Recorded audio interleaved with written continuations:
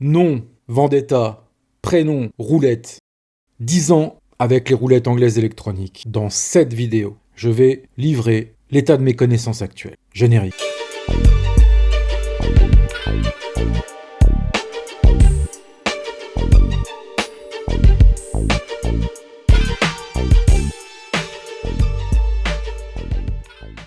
Donc, au sommaire de cette masterclass, il y a pas mal de choses. Je dirais même que ça va être très très velu. Donc, si vous êtes habitué des TikTok et des messages abrutissants, c'est pas par ici que vous allez trouver votre bonheur.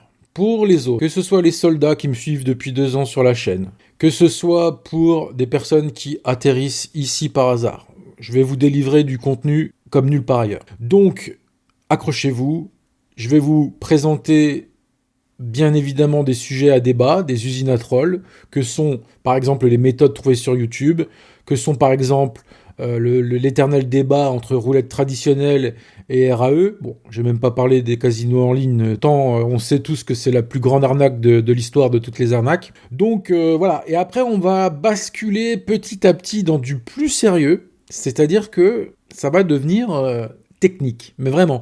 Mais disons que pour quelqu'un qui a une culture générale normale, qui s'intéresse un peu à tout, ça peut lui parler. Donc on va pas non plus endormir les gens. Par contre, si tu t'endors, tu risques de louper une petite surprise en fin d'émission. Voilà. Et surtout une surprise que les soldats de la chaîne et surtout du Tipeee, parce que bon, faut savoir que j'ai un petit Tipeee et que les gens m'aident, et ben je pense qu'ils seront contents d'avoir participé pendant ces nombreux mois à me donner des euros dans la tirelire. Voilà. Donc, première étape de notre périple, la mise au point que j'ai envie de faire sur les néo-boomers. Alors, n'y voyez pas là une insulte pure et dure, puisque j'en ai fait partie de ces gens-là qui cherchaient la vérité dans la simplicité d'une méthode trouvée presque comme ça par hasard sur Internet. Alors évidemment, il y en a une qui est particulièrement bonne, c'est pour ça que je la cite, c'est l'Oscar Grind, parce que vraiment, elle permet de gagner des euros, ça c'est sûr. Mais pas non, des sommes mirobolantes. Et puis j'ai mis Fibo mes couilles, parce que c'est souvent celle-là que les casinos mettent en avant. En fait, c'est les casinos en ligne qui mettent énormément aussi, il n'y a pas que, mais ils mettent énormément en avant les techniques comme Fibonacci, parce que, vous allez le voir après, c'est des techniques qui présentent de larges inconvénients. Il y a certains avantages, mais il y a plus des inconvénients, selon moi, à utiliser de ce genre de choses. Globalement, sans rentrer dans le détail tout de suite de ces méthodes, c'est intéressant pour la culture, et c'est d'ailleurs dans une de mes dernières vidéos, j'avais dit que moi, à mon époque, il y avait pas, quand j'ai commencé la roulette, il y a 10 ans, il n'y avait pas tout ce contenu sur Internet. Aujourd'hui, il y a qu'à se baisser pour avoir des choses. Et il y en a peut-être qui ont mal compris.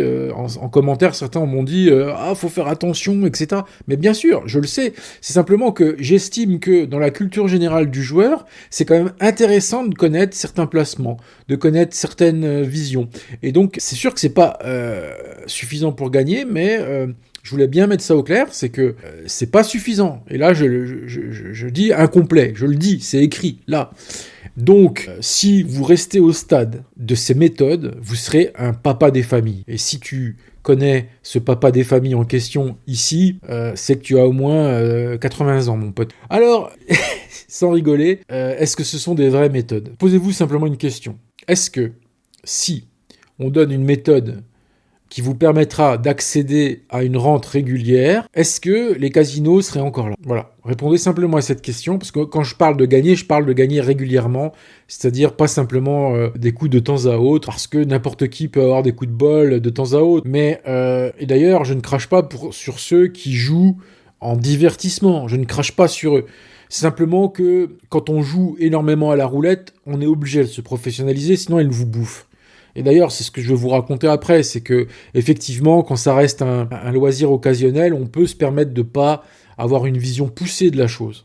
Mais si vous faites pas les choses correctement, au bout d'un certain temps, la roulette ne sera plus un divertissement, mais une dépense énorme. Voilà pourquoi aussi vous avez tout intérêt à suivre vraiment cette masterclass, quoi. C'est pour vous, quoi. Je vais en venir à la pire erreur. On va pas attendre 50 000 ans avant d'attaquer vraiment ce qui est de l'ordre du très important pour le jeu de la roulette, c'est justement, on va en venir au fait, c'est que toutes ces méthodes-là que vous trouvez sur Internet, elles trouvent leur justification dans les mathématiques. Et c'est ça la grande erreur.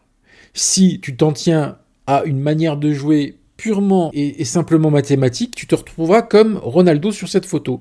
Il n'y aura pas de Ligue des Champions pour toi, petit pousset, parce que le casino a un avantage de 2,7%, et cet avantage-là, justement, est mathématique. Donc, si tu joues sur le terrain des mathématiques, tu es enfermé, emprisonné dans cette réalité mathématique du 2,7. C'est pour ça qu'il faut sortir du cadre mathématique. Et en ce qui concerne les attaques, les progressions, les martingales, etc., vous augmentez certes la taille de mise, mais en aucun cas vous changez les probabilités globales de la partie. Et en fait, votre augmentation de mise ne concerne que le tour concerné.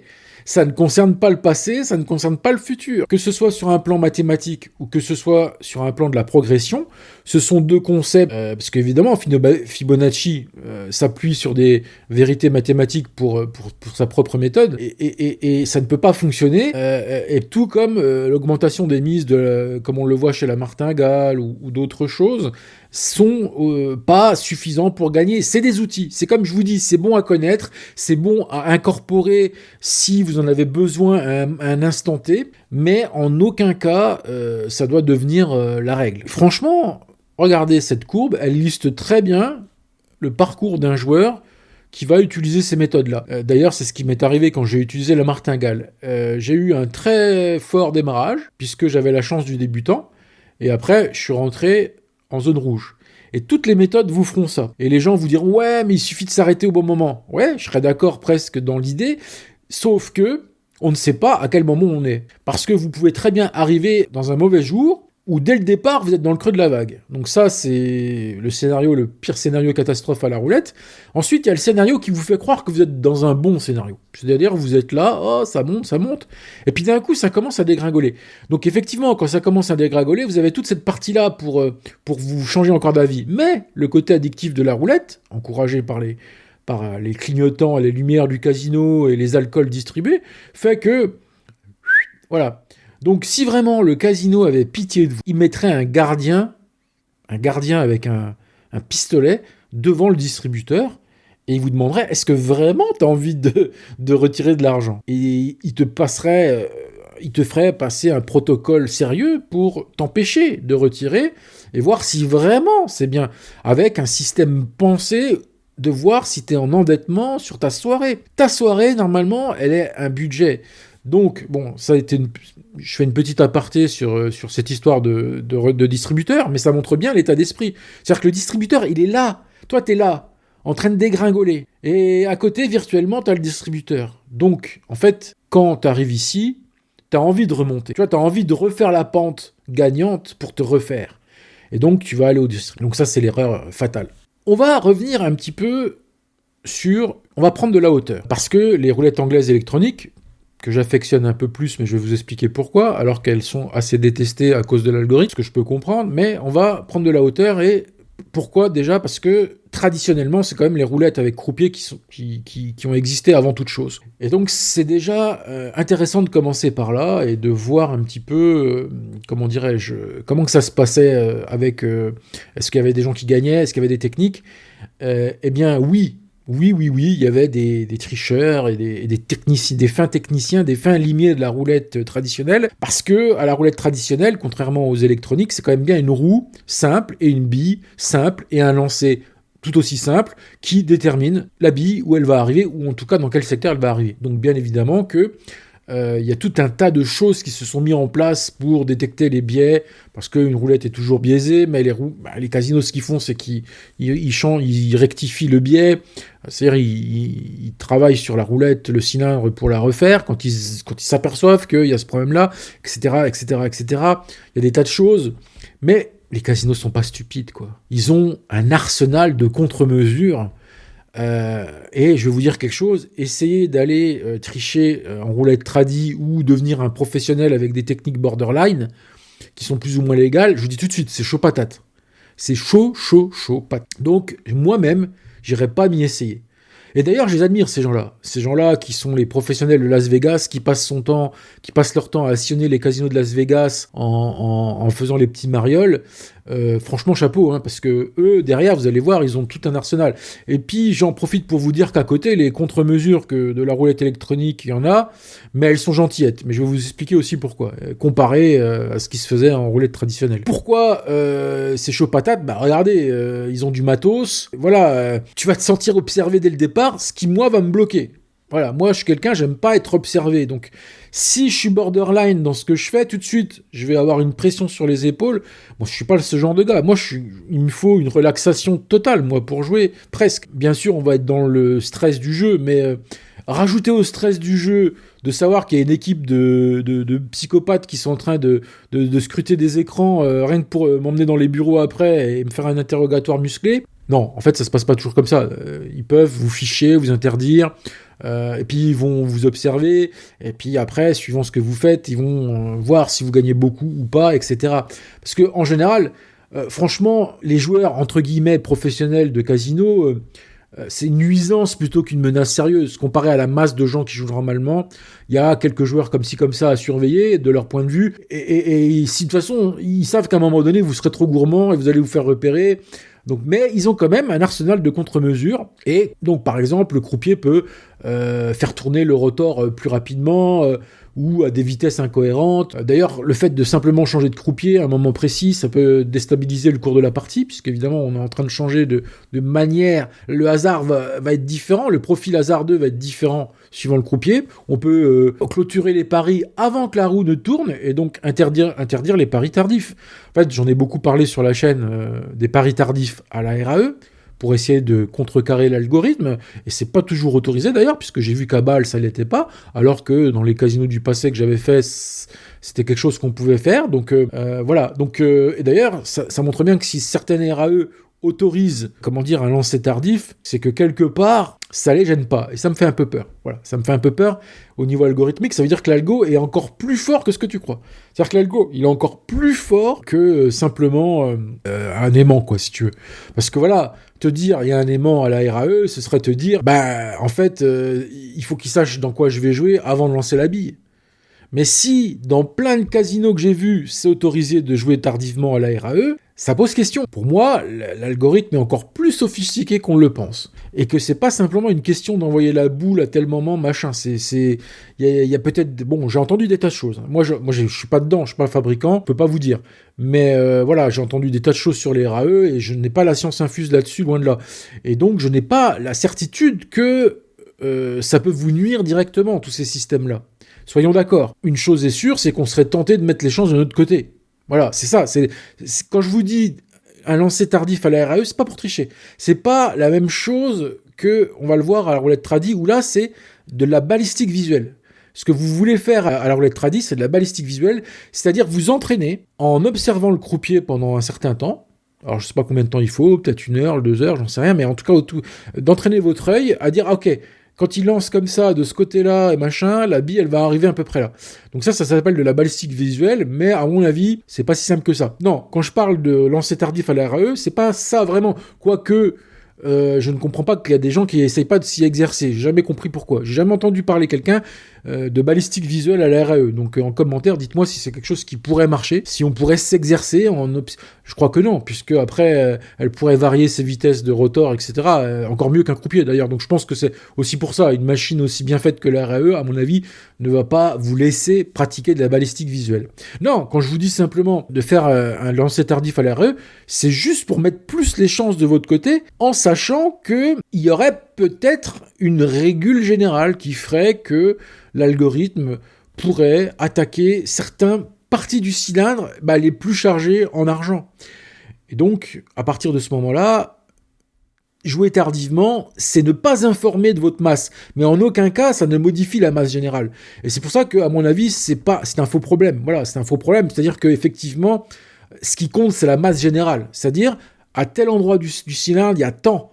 Et que toi, t'es informé la machine ou pas de ta mise, ça va modifier assez peu cette masse. À part si t'es tout seul. Voilà, je pense que le lancer tardif peut être intéressant si t'es seul à la roulette. RAE, à la roulette anglaise électronique parce que, effectivement, tu es le seul à proposer une masse de monétaire à jouer. Et donc, ne pas informer la machine de ton jeu, c'est prendre une sécurité supplémentaire. Tu ne l'informes qu'au dernier moment, et alors après, démerde-toi, Jeannot. Peut-être qu'après, elle est capable de se démerder, Jeannot, après ça. Ça, j'en sais rien. Mais en tout cas, tu essayes cette philosophie-là. Et si, eux, ce que je me dis, c'est que si, dans la majorité, alors certes, j'ai vu qu'à Bâle, c'était pas possible, mais dans la majorité des casinos, je crois même qu'à Genève, quand j'avais été joué, je crois que c'était possible le lancer tardif, me semble-t-il. Hein. Si quelqu'un a été au casino de Genève, qui me le dise aussi. En tout cas, de mémoire, je pense que Bâle, ça m'a choqué. C'est qu'effectivement, tu es stoppé. Faites vos jeux au moment où la bille est lancée. Donc vraiment, alors ce qu'il faudrait faire, c'est vraiment faire ton jeu cliquer à cette seconde-là. Parce qu'il y a une micro. En fait, je crois que c'est simultané. Donc vous voyez, c'est vraiment là on est en train d'attaquer du domaine de l'inconnu. C'est pour ça que c'est des choses qui sont pas finalement très intéressantes. C'est des choses qui en fait il y a souvent ces débats-là dans mes commentaires, dans mes vidéos. D'ailleurs j'en ai beaucoup parlé, mais je crois que c'est un faux débat en fait. Je vais en parler après. En quoi l'algo est roublard? Parce que justement c'est ce qui fait le gros paradoxe de la roulette tradie. Mais attendez, je vais finir mes contre-mesures. Donc les contre-mesures, c'est interdire les paris tardifs, mais aussi changer fréquemment la boule, par exemple, puisque chaque boule va réagir un peu différemment, suivant son état d'usure, de poids, etc. Donc voilà, il y a plein de choses qui tournent autour de la roue à la roulette traditionnelle, qui ferait qu'un joueur averti et entraîné pourrait peut-être essayer de faire quelque chose, d'avoir une prévision d'où va atterrir la boule, et on voit que le concept est réel, puisqu'il y a plein de gens qui ont fabriqué des appareils pour pouvoir le faire. Donc c'est pas n'importe quoi, c'est qu'il y a des appareils qui sont plutôt bien faits, reliés avec un ordinateur, comment dire, qui est dehors, qui est sur le parking du casino. Il y a un complice qui est sur le parking du casino avec un ordinateur calculateur, et puis t'as le joueur qui est à l'intérieur avec son truc, mais alors si tu te fais choper, t'es mal. Hein. Donc voilà, mais donc en fait, c'est là qu'il y a un énorme paradoxe entre la roulette tradie et la RE, c'est que tout le monde dit dans mes commentaires en général, ouais, je préfère la roulette tradie parce que au moins c'est du hasard naturel et on n'est pas avec un algo, machin. Ouais, mais sauf que vous oubliez un truc, c'est que la roulette traditionnelle, c'est le truc le plus surveillé au monde. Ils ont trop l'habitude de ça, et donc c'est pour ça que c'est très très surveillé, la roulette tradi, et la roulette RAE, un peu moins. Parce que la sécu, c'est l'algo en lui-même, en fait. L'algo qui ne se fatigue jamais, l'algo qui est bien conçu, et qui fera toujours rentrer globalement de l'argent au casino sans avoir... Alors évidemment que sur une RAE, il est interdit d'emmener de ce genre d'appareil qu'on a pu aussi emmener dans les roulettes. Alors, c'est pour ça qu'il y a aussi une surveillance des RAE, mais moins poussée, parce que c'est-à-dire que les défauts de cylindre, on les a pas. Le fait d'observer balistiquement, je pense qu'on l'a pas, parce qu'après c'est l'algo qui gère ça, justement, etc., etc., etc. Et ce qui fait qu'on arrive à un paradoxe, c'est que tout le monde croit que c'est plus facile de gagner à la roulette tradie, alors que c'est, à mon sens, faux, parce que la RAE, finalement, c'est moins casse-couille, j'ai envie de dire, que la roulette tradie, ne serait-ce que par ces histoires de croupiers qui changent, ces tables qui ferment et tout. Toi, je te donne un exemple. Moi, j'ai discuté avec des gens qui ont 30 ans de casino à Enghien-les-Bains. Ils me disaient, tu sais, toi, t'es là, tu te fais chier à observer toute l'après-midi, un certain nombre de temps ta table. À cette époque-là où il y avait des tables physiques, encore, où il n'y avait que des tables physiques, donc t'avais pas le choix si tu voulais jouer, c'était de la roulette tradie ou rien du tout. T'observais, puis à un moment donné, tu commençais à avoir assez de data pour dire, ok, il y a tel ou tel numéro qui sont pas sortis pendant tout ce temps-là, ils vont sortir. C'est la loi des mathématiques, tu peux rien y faire. Ça, c'est la loi mathématique. Je vous ai dit tout à l'heure, méfiez-vous des maths, mais là, dans ce cas-là, ouais. Sauf que le mec, il change carrément le cylindre. C'est-à-dire qu'il te prend le cylindre et il te le change. C'est-à-dire que tout ce que tu as observé pendant les 3 heures d'avant, ça ne sert à rien. Et puis, rien qu'en changeant le croupier, c'est pareil. C'est-à-dire qu'en fait, tu peux observer une roulette, mais il faut que ce soit le même croupier qui sur le même cylindre, et puis que le mec il soit pas fatigué au point de transformer son jeu au cours du temps. Donc c'est même pas du sûr, si tu veux. Ça dépend aussi de l'état de forme du croupier. Mais si le croupier est régulier pendant plusieurs heures dans sa façon de lancer la bille, etc., oui, tu auras une image assez précise de la matrice du hasard. Matrice auquel on va revenir plus tard. C'était pas simple de jouer sur les roulettes tradies, et ça l'a jamais été, et ça le sera jamais, on le voit. Contrairement finalement à la RE où tout le monde se plaint d'un algo, de machin, de ça, mais il y a énormément de choses qui peuvent vous aider, contrairement à la roulette tradie. C'est-à-dire qu'en fait, la RAE, c'est plus cadré, selon moi. C'est-à-dire qu'en fait, effectivement, on va le voir après, l'algo, c'est une chierie, mais en tout cas, une fois que vous avez un peu compris comment fonctionne la RAE, c'est sur une marque, bien évidemment, voilà, ça va être un avantage pour vous. Alors que vous spécialisez dans un croupier, ça n'a absolument aucun sens. C'est-à-dire, le croupier, il peut changer de métier, il peut changer de casino, changer de région, donc il n'y a pas d'intérêt réel et cohérent à vouloir se spécialiser dans la façon qu'un croupier a de travailler. Par contre, se spécialiser dans une marque de RAE, ça a du sens. Et ce sera peut-être pas suffisant, mais voilà. On va en venir justement un peu plus à ces histoires de RAE, parce que franchement, autant le dire tout de suite, ce qui est dur dans l'algorithme, c'est qu'il est différent chaque jour. Et même plusieurs fois par jour. Mais en tout cas, une chose est sûre, d'un jour à l'autre, vous serez assez surpris de la manière différente qu'un algo va se comporter. Et c'est pour ça, je pense que c'est la raison pour laquelle tout le monde dit que ça triche. Non, c'est simplement que les gens sont désarçonnés, les gens sont titillés, sont déçus, sont tout ce que vous voudrez, par l'attitude du hasard. Il est tellement différent du truc alors, et c'est pour ça qu'il faut développer selon moi un jeu qui se base pas sur les mathématiques, parce que là vraiment, c'est vraiment pas les mathématiques qui vont vous aider, parce que chaque jour les mathématiques sont différentes quelque part. L'algo, si vous voulez, c'est lui qui fixe les règles mathématiques du hasard, et ça change assez différemment, et encore plus entre les marques. Moi, pour avoir beaucoup joué à une époque, j'étais très désarçonné par les changements d'algorithme.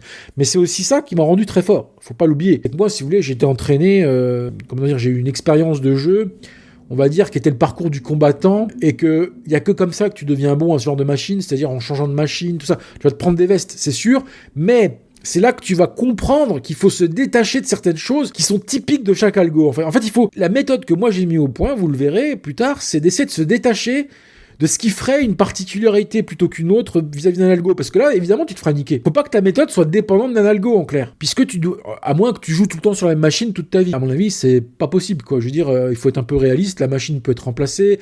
Tu peux avoir un casino qui ferme, qui rouvre. Enfin, il peut se passer 1 milliard de choses qui fait que se spécialiser dans une marque, dans un endroit, et puis en plus, même si c'est la même marque, qui te dit qu'elle est réglée différemment d'un casino à l'autre qui aurait la même marque, tu le sais même pas. Donc en fait, voilà, il faut pas justement être dépendant de ça. On va parler un petit peu des profils que j'ai connus, etc. Parce que voilà, c'est un discours que j'ai, moi personnellement, que vous n'entendrez pas ailleurs, parce que les gens, en général, ils gardent un peu leurs secrets pour eux. Moi, je les étale sur la place publique, mes secrets. Pourquoi ? Parce que j'ai envie de comprendre. Moi aussi, pourquoi j'ai fait cette chaîne-là, c'est que j'ai énormément de données en tête, et que petit à petit, en dialoguant, et je remercie Victor, je remercie Frédéric, je remercie plein de gens qui ont laissé des commentaires, je connais pas tous les noms par cœur, mais il y a énormément de gens qui ont posé des questions qui étaient vraiment intéressantes et pertinentes, et moi, du coup, j'étais obligé de répondre, etc. Et ça m'a fait évoluer. Et donc, moi, je vous dis un truc, quand vous avez des secrets, partagez-les. Parce que les gens, ils vont vous poser des questions sur vos secrets. Et vous allez vous apercevoir que ce que vous pensiez comme des certitudes ne le sont pas vraiment. Et moi, je pensais avoir des certitudes. Et ça a été une erreur pour moi, à une époque. D'ailleurs, quand je suis revenu de Paris et que j'avais passé quelques années à Paris, vite fait, et j'étais revenu de là-bas pensant détenir la lumière. Et en fait, la lumière, je l'ai plus maintenant, après 2 ans de chaîne YouTube, à dialoguer avec les gens, etc. Parce que j'ai pas gardé tout pour moi en me disant, voilà, j'ai la science infuse. Non, j'ai cette connaissance-là. Qu'en pensez-vous ? Et c'est tout ce que je prétends dire. Les papas des familles, j'en ai souvent parlé, on en rigole. Voilà, c'est-à-dire que le papa des familles, déjà, il a une famille à nourrir. C'est pour ça que moi, voilà, le papa des familles, c'est quelqu'un qui va rester dans le conventionnel. C'est pas quelqu'un qui va prendre des risques. C'est pas quelqu'un qui va tenter des choses incongrues. Lui, il est plutôt là dans le divertissement, avec éventuellement des petites sommes à gagner, etc. Mais bon, pas plus. Attention, j'ai connu Papy du Rouge Noir, qui était mon premier mentor à la roulette. Mon premier mentor, mais je mets un bémol. C'était dans un gros case. Est-ce que ce que faisait Papy du Rouge Noir, parce que j'avais jamais osé demander son prénom, donc voilà. Pourquoi, comment, est-ce que ce serait possible, effectivement, en province, par exemple, dans un petit casino, est-ce que ce serait possible de reproduire ce que j'ai vu là ? Je ne sais pas. Donc voilà, c'est pour ça que moi, je m'en tiens à vraiment ce que je sais. En tout cas, j'ai vu des gens qui avaient des techniques presque de papa des familles, je dirais presque. C'est-à-dire le comptable. Le comptable, en province, que j'ai vu, a presque, mais c'est pas pareil. Donc, allez voir la vidéo du comptable sur la chaîne, parce que, bon, voilà. Ben alors, en tout cas, voilà, il y a même le numérologiste. En fait, le numérologiste que j'ai connu dans les casinos des Vosges, d'ailleurs, il en fait plusieurs pour pas trop se faire repérer, ce petit filou-là, il joue très bien. Mais je connais pas assez sa manière de jouer, et puis, mon jeu est quand même assez différent. C'est pour ça que je me permettrai pas de vous dire si le comptable, le numérologiste sont des gens vraiment, je les ai pas assez observés, je les ai pas assez connus assez longtemps pour vraiment m'en faire une idée. Tout ce que je peux vous dire, c'est qu'ils avaient un profil très intéressant, mais après, il y a des gens que j'ai côtoyé un peu plus. J'ai côtoyé un peu plus Monsieur Eric, le danseur des Vosges, un peu Jack du Zéro, un peu. Donc c'est pour ça qu'il faut le mettre un peu entre parenthèses. Mais donc pour moi, qu'est-ce que sont les guerriers de l'espace-temps, comme j'aimerais les appeler? Eh bien, bon, déjà mon second mentor, c'est-à-dire que quand j'ai connu Monsieur Eric, il est venu balayer d'un gros coup de pied ce que j'avais en tête de Papy Rouge Noir. Pourquoi? Parce que Papy Rouge Noir, c'est quelqu'un qui va mettre, je sais pas, 2-3 heures de temps pour arriver à ses fins. Monsieur Eric, en 10 minutes, il t'a pris 200 balles. C'est pour ça, espace-temps. C'est-à-dire que temporellement, c'est important ce que tu fais temporellement. Parce que moi, ce que fait Monsieur Eric, il me faut plusieurs heures pour le déployer. Voilà où j'en suis. Moi, je suis une petite crotte de nez comparé à lui. Évidemment, je suis capable de faire de l'argent à la roulette, quand même, mais je suis pas un scalper. Monsieur Eric est un scalper parce que, en fait, il fait ce que je fais, mais à un niveau tellement élevé, c'est-à-dire qu'il y a beaucoup de points communs entre moi et lui, puisque évidemment, c'est mon mentor. Donc évidemment, mais il y a toujours une dégradation. On dit souvent, oui, l'élève dépasse le maître. Peut-être un jour, mais en tout cas, pour l'instant, je suis qu'une version dégradée de Monsieur Eric. Et toute ma volonté est d'aller le plus loin possible pour lui ressembler, parce que lui, il arrive en 10 minutes, une demi-heure, il t'a fait 200, 300 balles, et puis il va te le recommencer plusieurs fois de suite, ça. Voilà. Et c'est son boulot. C'est un vrai professionnel. Le professionnel ultime, scalper, comme il y a des professionnels du trading, comme il y a des professionnels du poker, comme ce que vous voudrez. Et évidemment que ça ne me choque pas qu'il y ait des professionnels à la RE, vu qu'il y en a eu dans les roulettes tradis. C'est très connu, faites vos recherches, il y a eu énormément de joueurs professionnels, à la limite des fois tricheurs, etc. Mais en tout cas, voilà, ça ne m'étonne pas, sachant que dans tous les jeux de hasard, regardez le poker. Il y a quand même des championnats de poker, il y a quand même des joueurs professionnels de poker. Bon, après, c'est extrêmement différent, mais on parle quand même d'un jeu assez hasardeux, le poker quand même. Donc, alors évidemment, qui est très mathématique, et contrairement à ce que je vais vous présenter ici, c'est pas du tout pareil. Pour gagner au poker, concrètement, il faut appliquer tout le temps les mêmes choses mathématiques et ne pas s'en écarter. À la roulette, c'est pas du tout ça. Si vous appliquez des concepts mathématiques, c'est ce que vous allez avoir, comme ce que je vous ai dit tout à l'heure, c'est que vous allez être dans cette courbe montante ou descendante, sinusoïdale. Et c'est tout ce que vous aurez. Donc on n'est pas du tout dans le même truc. Mais ce que je veux dire, c'est que conceptuellement, qu'il y ait des domaines variés comme ça, des jeux d'argent ou des gens sont des professionnels, personnellement, je suis pas choqué. Après, j'ai connu aussi en province, ce qui prouve que sur des machines où il y a peu de monde, vous savez, moi je venais tout le temps le matin, moi je suis un homme du matin. Je venais tous les matins dans le casino là-bas, il y avait Danseur des Vosges, et parce qu'en fait, voilà, il a une couverture cinétique. Un peu comme moi d'ailleurs, parce que lui aussi, je me suis un peu inspiré de lui, mais c'est la preuve qu'en province, vous êtes deux sur une machine, vous pouvez déployer votre jeu. Mais pour moi, mon opinion, c'est que le seul moyen, voilà, je vais vous le dire, encore un secret pour moi, le seul moyen de battre l'algorithme de la roulette anglaise électronique, c'est d'avoir une couverture cinétique, parce que celle d'Eric l'était aussi un peu.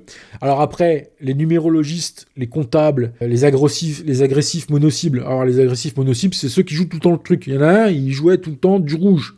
Et en plus, certains rouges plus que d'autres. Mais c'était tout le temps le même truc. Il jouait ça à longueur de journée, tous les jours. Et ce qui déterminait son jeu, c'est à quel moment, ou pas. Des fois, il était sur la terrasse en train de fumer sa clope et il avait un pote à lui qui était là-bas et qui lui disait le dernier résultat. Et lui, il disait avec sa clope, envoie pas. Parce qu'il y a le programme qui était là. Envoie pas. Donc en fait, lui, son jeu, c'est envoie pas. Suivant ce qu'il avait en tête. Je ne sais pas ce qu'il avait en tête. Mais en tout cas, c'était un joueur agressif mono-cible. Donc ça avait l'air aussi de fonctionner en province. Et puis, voilà quoi. Donc c'est difficile de mettre les contours de qu'est-ce qu'il est possible de faire ou pas. En tout cas, numérologiste et comptable, je peux comprendre pourquoi, et d'ailleurs mono-cible aussi, parce que numérologiste et comptable, ce sont des trucs qui sont très déployés dans le temps. Et je pense qu'un algorithme, plus ton jeu va être déployé dans le temps, plus tu t'éloignes du risque de cet algorithme. Pour moi, l'algorithme, il est risqué quand tu as une vision court-termiste, comme le peuvent t'apporter toutes ces petites méthodes du web. C'est assez court-termiste et parce que tu joues d'un coup à l'autre, l'algorithme te voit. Il a, typiquement, le coup d'une martingale. Parce que pour moi, une martingale, c'est très facile à couper par l'algorithme parce qu'il voit tout de suite ce que tu fais. C'est pas assez dilué dans le temps.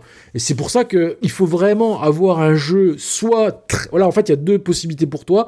Soit tu as un jeu qui est très très dilué dans le temps, comme Papy du Rouge-Noir, comme numérologiste, comptable l'agressif, qui lui, c'est encore différent, c'est qu'il ne joue pas tous les coups aussi, donc tu peux ne pas jouer tous les coups et c'est encore mieux. Voilà. C'est-à-dire que si tu ne joues pas tous les coups, ça brouille encore les pistes de ce que tu fais. Et le problème aussi un gros problème de toutes ces méthodes-là qu'on trouve sur Internet, c'est qu'elles te font jouer tous les coups. Donc voilà, ceux qui ont compris ça déjà, mais tu vas voir que pour arriver à ne pas jouer tous les coups, faut faire appel à un truc que les gens n'ont pas l'habitude de faire appel. C'est leur petit instinct. Non, mais oui, le problème c'est que ces méthodes du web, tu les appliques bêtement, sans instinct, parce qu'elles sont mathématiques. Justement, on te dit oui, t'as tant de chances de ci, tant de chances de ça. Mais oui, mais l'algo, il doit arriver à 15 km aussi en même temps. Donc même si déjà, premièrement, mathématiquement, elles n'étaient pas viables, en plus, elles sont visibles à 15 km par l'algo. Les guerriers de l'espace-temps, eux, ils ont un jeu qui ont une bonne couverture. Déjà, premièrement, bonne couverture. Parce que bon, j'ai eu une petite discussion,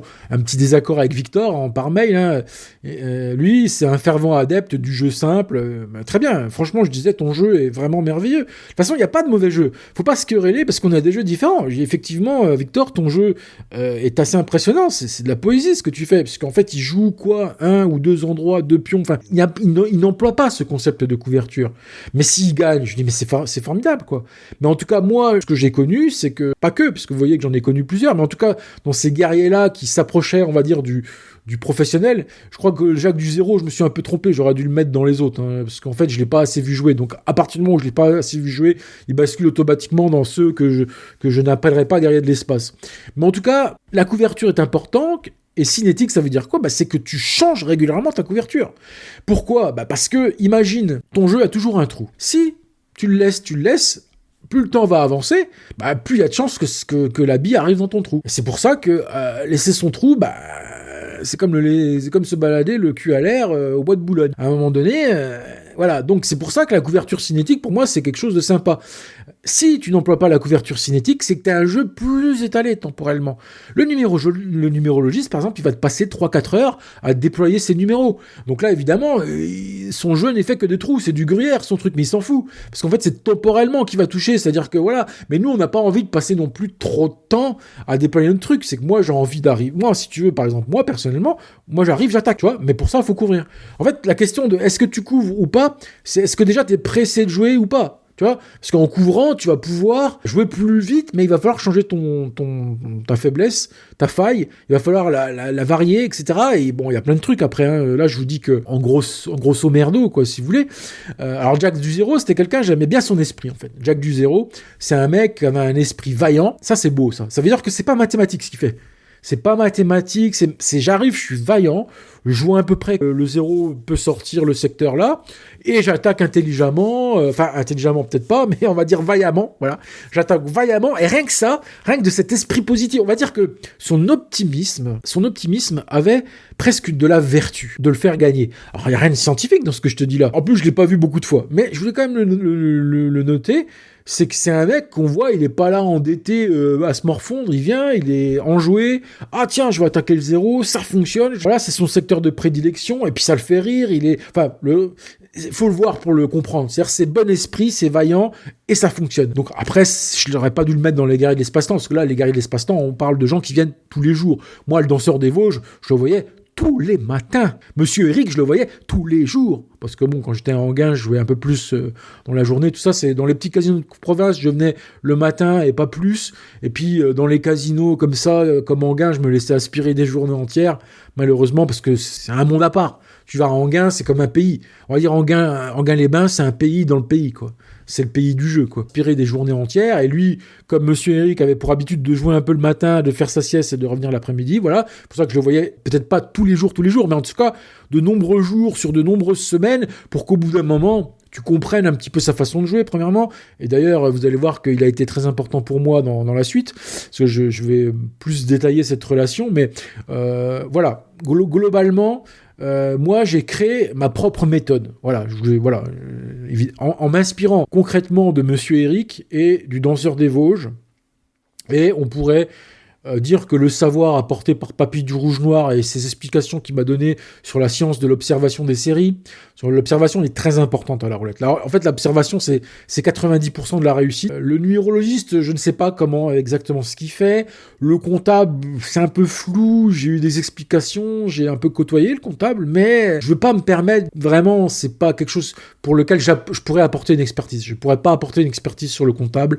Je pourrais pas apporter, et d'ailleurs, même pas sur Eric, mais plus quand même, si vous voulez, si on peut attribuer une note, on va dire que je comprenais le jeu de Monsieur Eric à 13, et puis le comptable, 10, Papy 10, voilà la moyenne, quoi, voilà, en termes de compréhension, mais c'était suffisant pour moi pour m'inspirer. Créer ma propre attaque, c'est les multidimensions attaquées en couverture cinétique.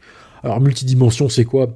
Comme j'en ai parlé un petit peu dans la dernière vidéo et qu'on m'a dit en commentaire, c'est un peu insuffisant. C'est pour ça aussi que je réponds à ce commentaire. Mais c'est insuffisant ce que tu nous dis.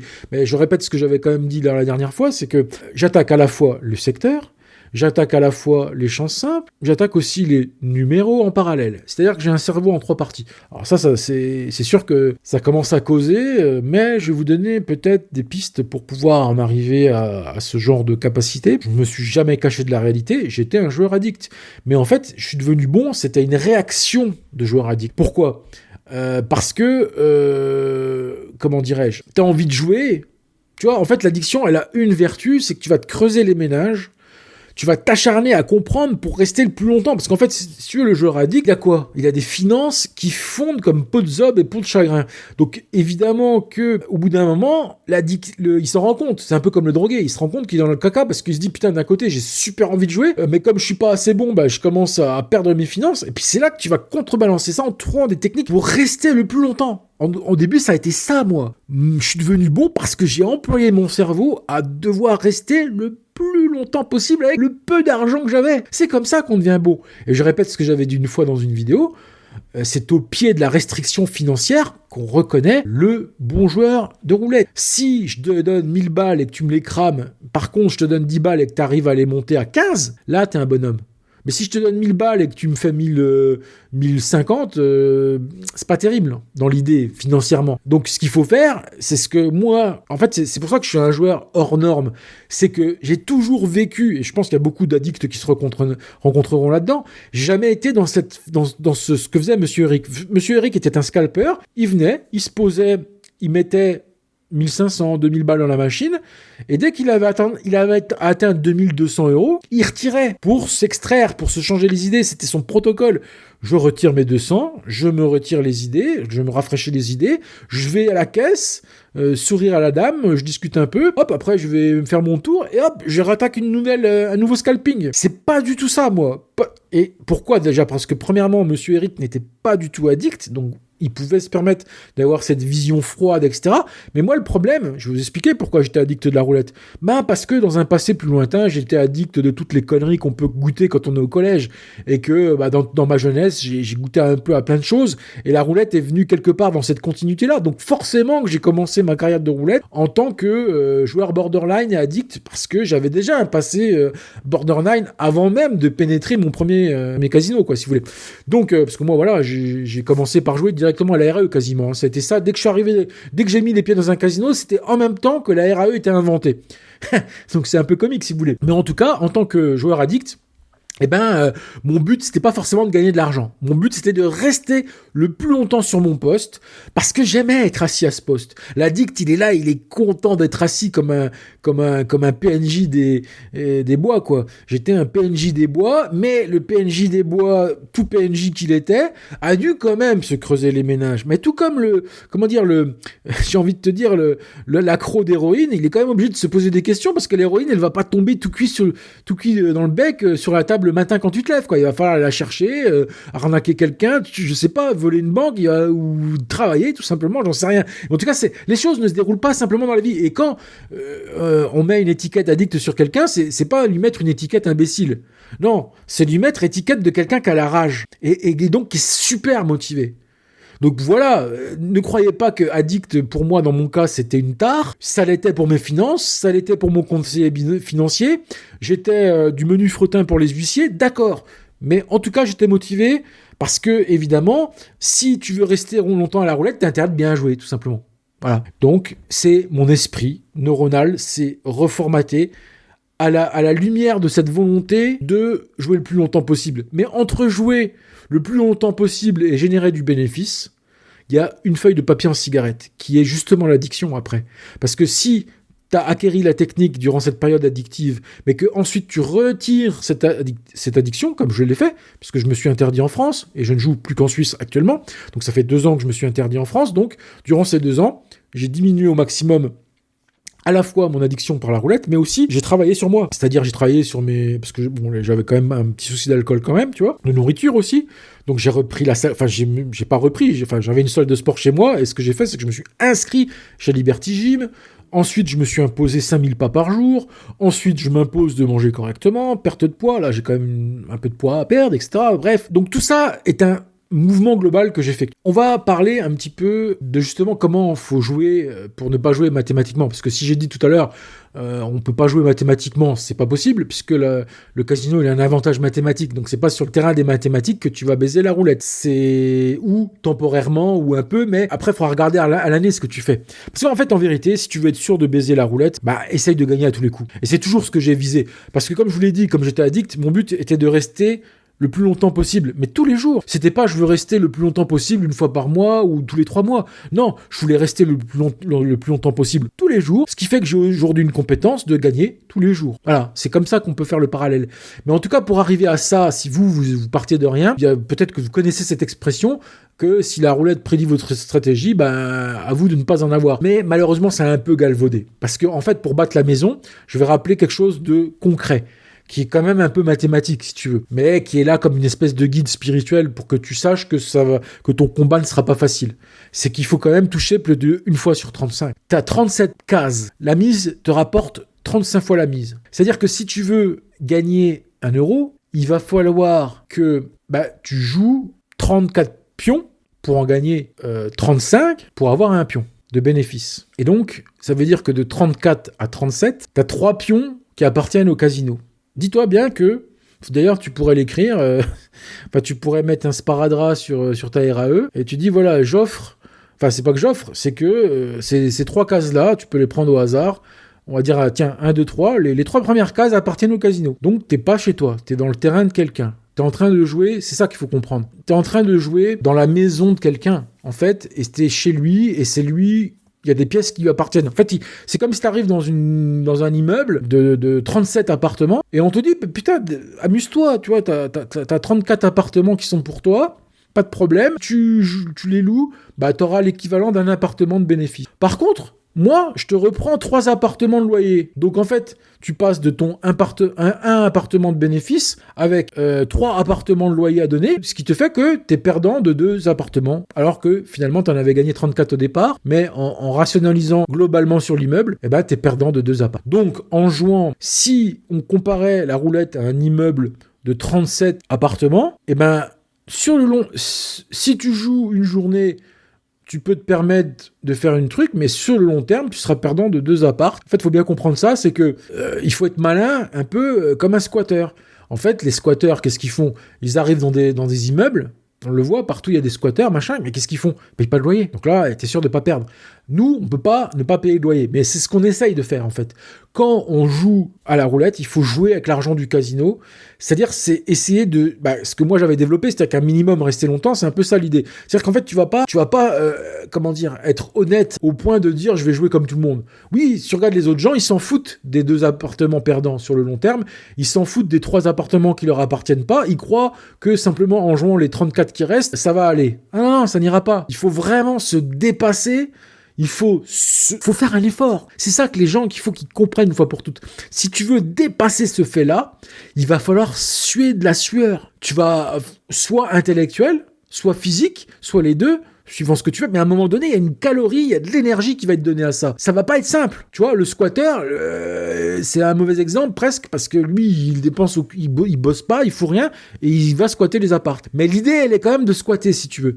Toi, tu vas squatter, mais pour avoir le droit de squatter, tu vas être obligé de te fatiguer. Voilà. C'est pas un squat qui va rien te coûter. Ok, tu vas essayer de faire fi des 2 appartements que tu dois chaque mois à l'immeuble, à sec. Parce que voilà, c'est-à-dire que quelqu'un qui joue à la roulette, on va dire globalement, quelqu'un qui mettrait 1000 euros par mois à la roulette, il perdrait, tu fais le calcul, il perdrait 2% et quelques de 1000, donc ça ferait, il perdrait peut-être 200 balles chaque mois, quoi. Tu vois, à peu près, j'ai fait le calcul vite fait dans ma tête, mais je suis pas très bon en maths. Mais en tout cas, globalement, quelqu'un qui qui ne s'emploie pas à jouer bien, qui ne s'emploie pas à comprendre, qu'est-ce qu'il va faire ? Il va donner chaque mois 200 balles, et un peu comme cette histoire de l'immeuble. Donc il faut rentrer dans la roulette et en ressortir, en ayant joué avec l'argent de la roulette qu'elle t'a donné. Et c'est pas un exercice facile. Et c'est certainement pas avec des techniques d'internet que tu vas faire ça, puisque ces techniques-là, elles sont faites justement pour rentrer. Ces techniques-là, elles sont faites justement, précisément, et c'est pour ça que les casinos les adorent. Parce que précisément, ces techniques-là vont te ponctionner les 2% obligatoirement. C'est obligatoire. C'est garanti sur facture, si j'ai envie de te dire. Tout ça pour dire que c'est pas par l'opération du Saint-Esprit que on va arriver à jouer gratuitement quelque part. Parce qu'en fait, c'est ça qui est intéressant avec la roulette, c'est que si tu fais du bénéfice, ça veut dire que tu as récupéré ton argent. En fait, la roulette, c'est pas un jeu où tu peux faire du bénéfice sans avoir récupéré ton argent. Si tu mets 500 balles dedans et que toi tu veux faire 200 euros de bénéfice, obligatoirement, ça passera par retirer 700. Donc ça veut dire que tu as joué avec certes ton argent, mais le casino te l'a rendu. Et c'est ça qui est très important de comprendre. C'est que c'est pas simple. C'est pas simplement jouer ton argent, c'est jouer ton argent, le reprendre plus un bénéfice. C'est pour ça que c'est pas donné à tout le monde. J'en arrive au point central de la vérité, du secret de la vérité. Il faut voir la matrice du hasard, ce qu'on appelle les pattern cycles. C'est pas vraiment de la science, c'est pas vraiment des secrets, faut pas se mentir. C'est plus juste la technique au service de l'intuition. Et ça, mon pote, c'est très important de le comprendre. C'est pas la technique au service de ton bénéfice, comme ce que veut te faire croire la plupart des méthodologies qui traînent à droite à gauche, ou bien que t'aurais élaboré toi-même sur ton fichier Excel. Hein. Moi, ça m'est arrivé. J'ai élaboré les techniques géniales du savant fou, mais plus fou que savant, tu vois, si tu veux, quand j'étais à mon époque Excel. Hein. Donc voilà, la technique, c'est très bien. C'est pour ça, c'est génial. Regarde-en, bouffe-en tous les matins si tu veux. Il y a Bednac, il y a plein de chaînes super sympas qui te montrent des techniques de placement, de mise. Mais apprends, ça peut pas te faire de mal, tu veux. Mais au bout d'un moment, c'est la technique au service de l'intuition. Et j'ai une belle métaphore. Parce que tu vois, je suis généreux en métaphore aujourd'hui. Prends des courses de drone. Tu vois comment un peu ça se situe.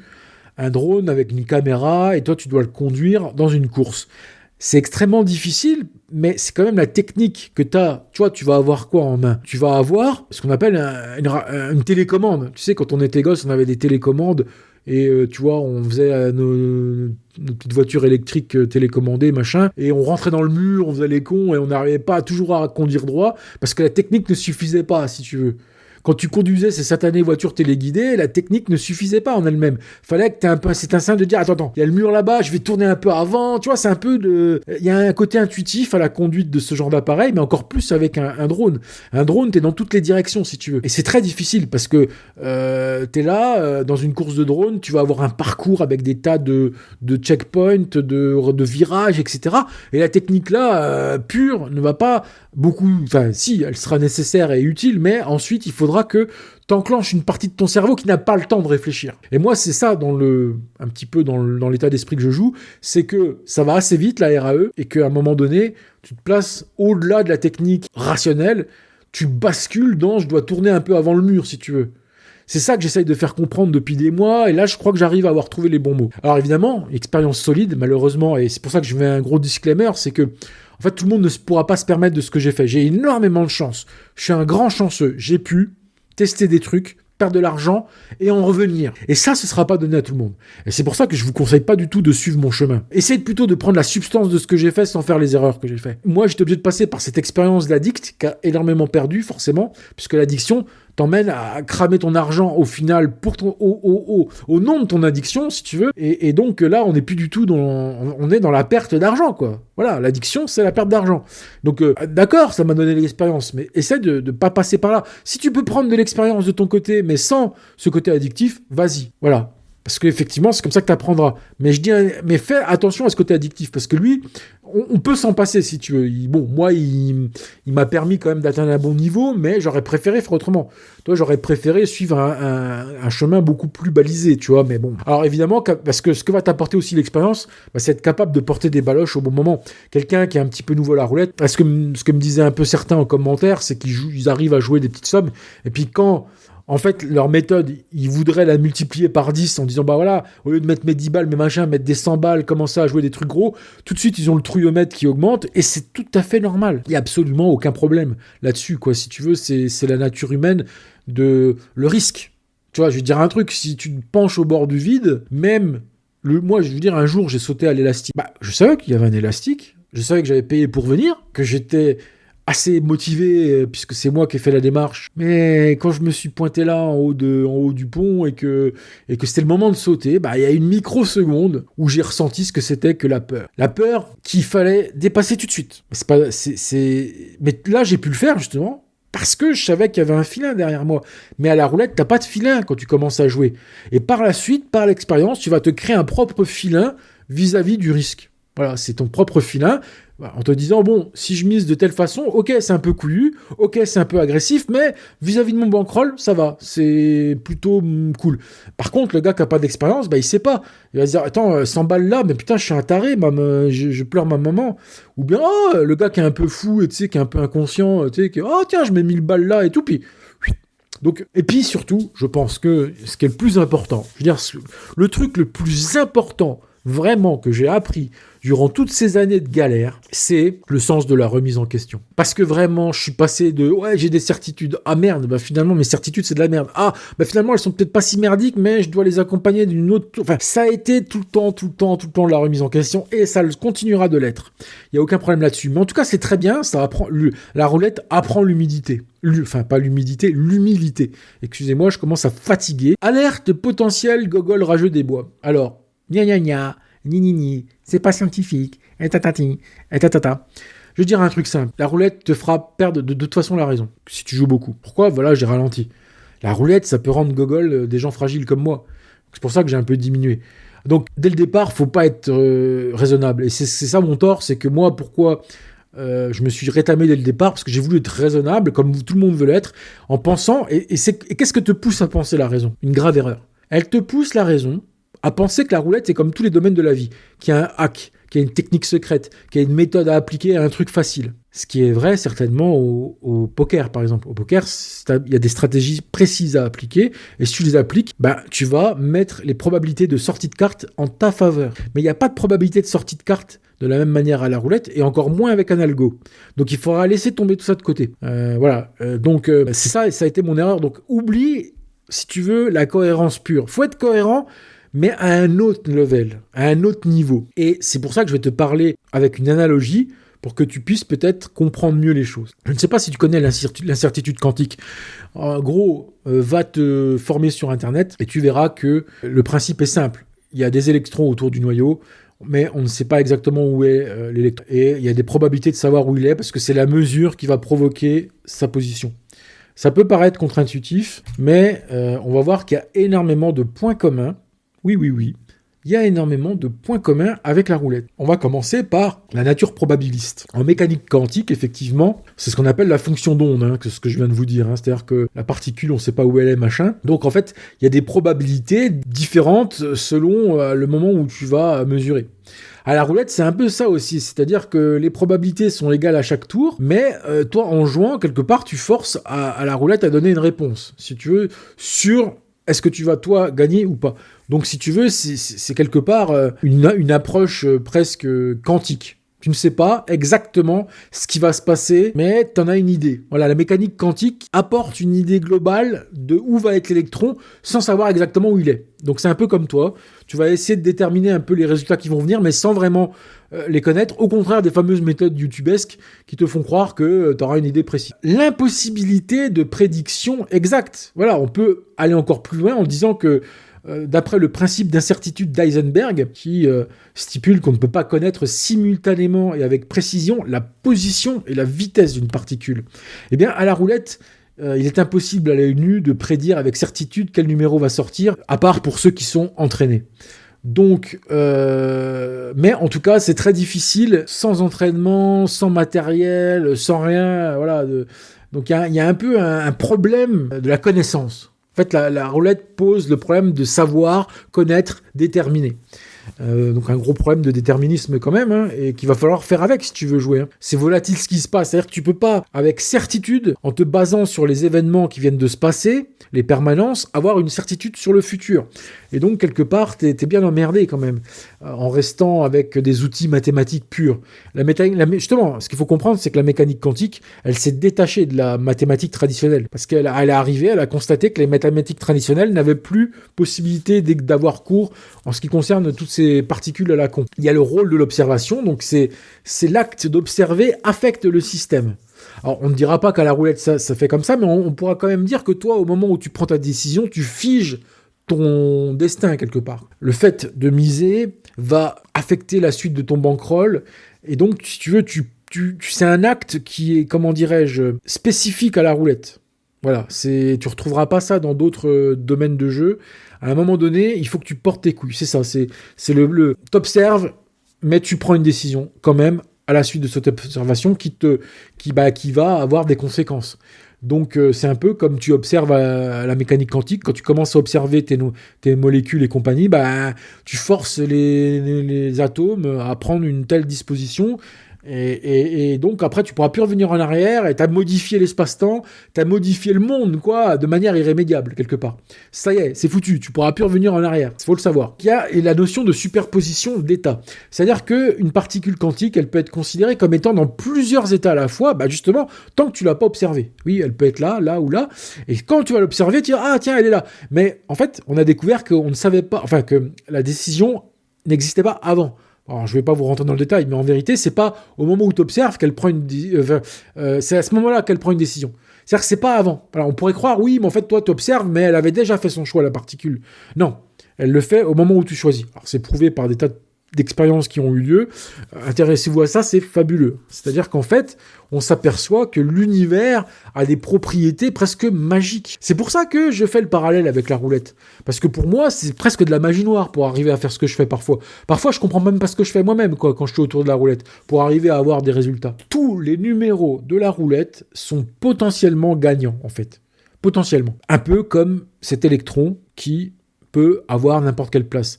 Et c'est ça, la caractéristique qui peut désabuser et désarçonner pas mal de monde, c'est que tu n'as pas de déterminisme, en fait. Tu n'as absolument aucun déterminisme à la roulette. À part, quand on en parlait tout à l'heure, avec des roulettes qui ont des biais parce que le cylindre est un peu foireux, ou bien si tu as une capacité d'observation de la bille. Mais je te parle sans capacité aucune. Pas d'appareil, pas de subterfuge, tu es là. Toi, René Desbois, en face de ta roulette. Pas d'appareil, pas de connaissances spécifiques, spéciales, de compétences, d'aptitudes qui t'auraient permis d'observer correctement. Non, je te parle à blanc, quoi. Y a pas. Et donc, c'est difficile de jouer à un jeu comme celui-là. C'est pas comme les cartes. Tu vois, les cartes, suivant les cartes qui sont déjà sorties, elles ne peuvent plus ressortir. Tu vois, la grande différence entre le poker et la roulette, c'est que dans ton jeu de cartes, au fil de la partie du Hold'em Poker, tu as des cartes qui ont été sorties, donc forcément, tu as une idée des cartes qui restent. C'est con à comprendre. Donc, tu auras tant de chances que tant sortes. En fait, si tu veux, tu as quand même des petites certitudes partielles là. À la roulette, c'est zéro certitude. Zéro. Même, il est sorti 50 fois le rouge, mais comment tu sais pas que ça va être encore un 51e rouge qui sort? T'en sais rien. Basta. Il va falloir apprendre à jouer avec ce manque de certitude. C'est pas donné à tout le monde. Et c'est pour ça que les gens viennent se réfugier dans les comment dirais-je, dans les méthodes mathématiques, parce que quelque part, ça les rassure. C'est l'opium. C'est l'opium du peuple. Voilà, je viens me rassurer, parce qu'on ne sait pas, mais avec des mathématiques, on va essayer de savoir. Faux. Mathématiques ou pas, non. C'est pas sur ce terrain-là que tu pourras arriver à faire quelque chose. Donc après, tu as la décision instinctive. L'imprévisibilité, c'est échapper à la rationalité. Et c'est un peu ce qui se passe en physique quantique, c'est qu'on arrête d'être rationnel. Je vous assure que tous les grands physiciens sont perdus, comme des petits enfants de 2 ans et demi face à la physique quantique. Ok, ils arrivent à faire des calculs, ok, machin, ils font même des accélérateurs de particules, ils font tout ce que tu voudras, ils peuvent recréer des Big Bang en laboratoire, ils peuvent mesurer les ondes gravitationnelles. Cependant, ils ne savent pas ce qui se cache derrière et ils sont bien cons, bien bêtes. Tout comme ils sont incapables de dire ce qu'il y avait avant le Big Bang. Ou est-ce que c'était le début? Est-ce qu'il y avait quelque chose avant? Est-ce que le Big Bang reviendra? Ah, ça fait des questions. Les physiciens, ils sont comme des petits enfants de 2 ans. Pourquoi? Ils sont très très forts. Mais moi, c'est pareil. Je suis très très fort à la roulette. Je suis capable de bien jouer, machin. Mais je ne pourrais pas t'expliquer certains trucs. C'est de la folie, quoi. Donc, voilà. La limite des modèles déterministes, je pense que ça paraît clair que maintenant, le déterminisme n'a aucun lieu ni à la mécanique quantique, ni à la roulette. Et donc c'est un peu les limites justement de toutes ces méthodes, j'en reviens toujours pareil, mais en fait ces méthodes-là, elles essayent d'être déterministes, ne serait-ce qu'un petit peu, en te disant voilà, on va t'aider. En fait la promesse de ces fameuses méthodes, c'est on va t'apporter un certain déterminisme. Oui, mais si un déterminisme n'est qu'à 99,9%, c'est déjà pas assez. Autant le laisser tomber. C'est comme si je te dis, tiens, prends ma voiture, je te la prête, mais dans 0,1% des cas, les freins ne marchent pas. Tu vas la prendre, ma caisse? Sérieux, tu vas la prendre tous les jours pour aller bosser? Parce que oui, effectivement, si je te la prête une fois pour aller en week-end à la Baule, peut-être que tout se passera bien. Mais je te prête cette même voiture pour aller tous les jours au boulot, moi je la prendrai pas. Bah oui, parce que 0,1% sur 365 jours, tu peux arriver un jour où tu n'auras plus de frein, tu vas arriver direct dans le bureau de la secrétaire. Le déterminisme, les systèmes de prédiction, les martingales, les bidules, ça va marcher, mais dans certains cas, tu vas te rétamer la gueule, sans que tu puisses le prévoir à l'avance quand est-ce que ça t'arrivera. Et c'est même le papa des familles, il va jouer tranquille, et puis un jour, putain, il va se prendre une sacrée raclée. Ça lui servira de leçon. Et il comprendra qu'il ne faut pas croire que le déterminisme existe à la roulette. C'est une erreur fatale. Il y a absolument... Sinon, ça se saurait déjà premièrement. Et puis, philosophiquement, on voit bien que il y a tellement de parallèles à faire avec l'analogie quantique qu'on voit que, en fait, tous les arguments concordent, en fait, entre la quantique, où on est dans l'incertitude, dans le machin, et la roulette, on voit tous ces parallèles, et qui fait que, à la fin, si on était plus capable de savoir ce qui se passerait dans la physique quantique, on pourrait peut-être remonter dans le temps, on pourrait peut-être désintégrer des planètes, il faut peut-être même pas qu'on sache, si tu veux. Donc il y a une part de mystère dans la vie qui est là pour une bonne chose. Donc n'essaye pas, voilà, c'est aussi ça mon message, n'essaye pas d'aller trop loin dans la compréhension du message, tu pourras pas gagner en faisant... Parce que moi, si j'arrive à gagner, des fois, c'est en arrêtant de me poser certaines questions et en arrêtant de me prendre la tête. Si tu te prends trop la tête et que tu prépares des stratégies quasi militaires avec des plans bien précis, arriver sur place, tu vas voir, ça va plus du tout se passer comme prévu. Moi, quand je m'entraîne sur ma tablette, sur roulette VIP, je fais des trucs de dingo et ça me paraît bien. Et puis le jour où j'arrive là-bas, j'arrive plus à les faire. Je suis comme tétanisé, paralysé par l'enjeu aussi. Et pour arriver en fait, on est tétanisé. Pourquoi on est tétanisé par l'enjeu souvent à la roulette? C'est parce que ton subconscient sait que t'as pas les chances de gagner mathématiquement. Donc t'as les jambes qui tremblent déjà. Mais si tu te dis, c'est pas sur ce terrain-là que je vais gagner, c'est sur le terrain, de l'instinct. Moi, je te dirais un truc pour finir en bonus sur cette diapositive, c'est qu'en mécanique quantique, les prédictions deviennent plus précises avec un grand nombre de mesures. À la roulette, c'est pareil. Et c'est la seule truc sur lequel peut-être tu peux te raccrocher, c'est que effectivement, sur un très très grand nombre de tours, c'est-à-dire que si plus longtemps tu vas observer ta roulette, c'est ce que je disais sur mon épisode à balle. En fait, au bout d'un moment, j'avais une vision très précise de ce qui s'y passait. Pas très précise. On va dire, mon instinct avait une vision à peu près cohérente, justement, de cette distribution de probabilité qui tend à revenir à la normale. C'est ce qui fait que, au bout d'un moment, si ça fait 3 heures que le vin n'est pas sorti, la logique universelle qui a rien à voir même maintenant avec c'est plus de la quantique, c'est la loi du grand nombre. La loi du grand nombre marche toujours, tu vois. Donc c'est quelque chose qui est universel et puis sur le coup on peut pas se tromper. C'est pas un jour la loi du grand nombre n'a pas marché. Non, la loi, en fait ce qui change c'est ses paramètres. Un jour ça va être 4 heures pour que le vin y sorte, un autre jour ça va être 3 heures. Donc c'est pour ça que c'est pas une science exacte en tant que telle. C'est une ambiance générale de pensée sur laquelle mais pareil, tu peux pas, c'est pas une vérité mathématique pure. C'est encore une fois de plus quelque chose qui va venir améliorer ton arsenal en tant que joueur, mais qui va pas être utilisable en tant que tel directement. Il faut nourrir ton instinct avec toutes ces choses-là. C'est distribution probabiliste à long terme, de savoir que tu as tant de chances que ton Sixin fasse 30... Oui, apprends ce que font les Sixins, apprends ce que font les progressions, machin. Mais si tu les appliques à la lettre, elles ne te feront que de t'amener dans le mur. Donc ce que tu dois faire, c'est jouer ton instinct le maître, en fait, et pas les maths, en fait. Et donc c'est très difficile, parce que si c'était facile, tout le monde le ferait. Alors voilà la petite surprise que j'avais parlé. Alors cette histoire de logiciel, elle est assez simple, hein. En fait, moi, à la base, je suis informaticien de métier, développeur, et que parallèlement à ma rencontre avec Eric, eh bien, j'ai essayé de retranscrire ce qu'il faisait, son état d'esprit dans un logiciel. Je sais pas pourquoi j'ai voulu faire ça. Au lieu de m'attaquer directement à ce que faisait Eric et essayer de le singer, non, j'ai essayé de créer un logiciel en me disant, voilà, je vais essayer de comprendre le jeu. Et alors j'ai fait des tas d'essais avec ce logiciel avant d'arriver à sa version finale telle que je vais vous la présenter aujourd'hui. Mais pourquoi je vous le présente? C'est parce que pour illustrer mes dires, il va falloir que je vous montre ce que c'est que le hasard vraiment. Mon logiciel permet de le dévoiler en fait. Mon logiciel qui s'appelle Matrix Ninja permet de dévoiler les patterns, les vrais patterns que dessine le hasard, tels qu'on ne les voit pas quand on est devant la roulette.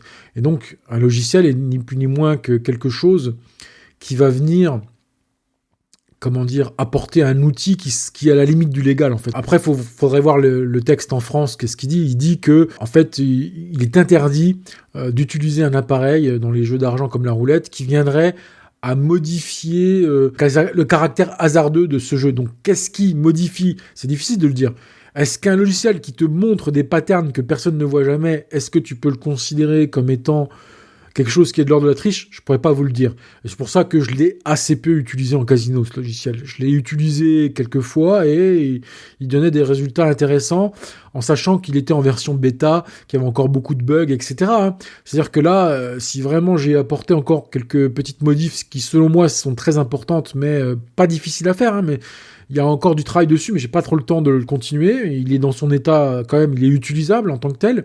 Mais voilà, quand je l'ai créé, j'étais passionné, mais c'était mon addiction qui... En fait, voilà, mon addiction m'a fait créer, et donc j'étais hyper motivé. Et c'est pour ça que j'ai créé ce logiciel qui est pour moi fabuleux, quoi.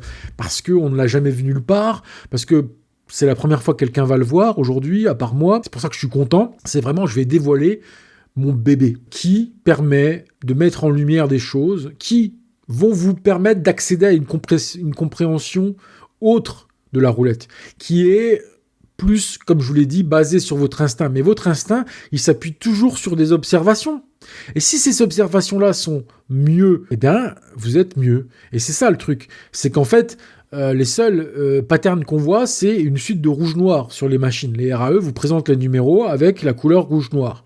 Et donc, ils vous présentent déjà une forme de présentation, mais largement insuffisante pour vous montrer ce que sont derrière les cycles, les pattern cycles. Et les dessins du hasard vous permettent de franchir un pas décisif, plus facilement, je pense, vers la victoire quantique.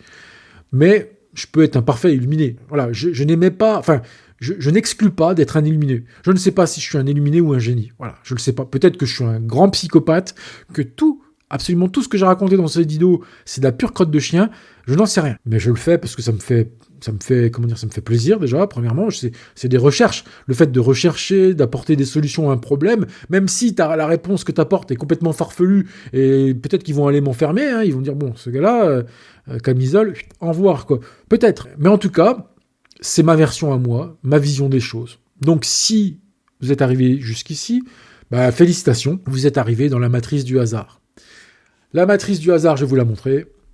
Donc voici Matrix Ninja, il est de moi, la preuve, quand on va dans les paramètres, c'est bien moi. Voilà. Et donc il est assez simple, c'est-à-dire que là pour l'instant, il n'a aucun tirage en mémoire. Donc on a des tirages qui sont partagés entre trois fonctionnalités. Donc vous pouvez passer de l'un à l'autre assez facilement, c'est-à-dire que les résultats sont partagés entre ces trois choses-là. Mais on va commencer par le plus phénoménal, évidemment, je pense, c'est...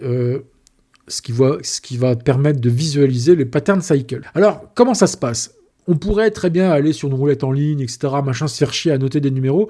J'ai incorporé dans mon logiciel un générateur de tirage aléatoire qui est basé, comme vous vous rappelez bien, sur la fonction random que j'avais présentée dans une émission qui s'appelait l'algorithme pour les nuls.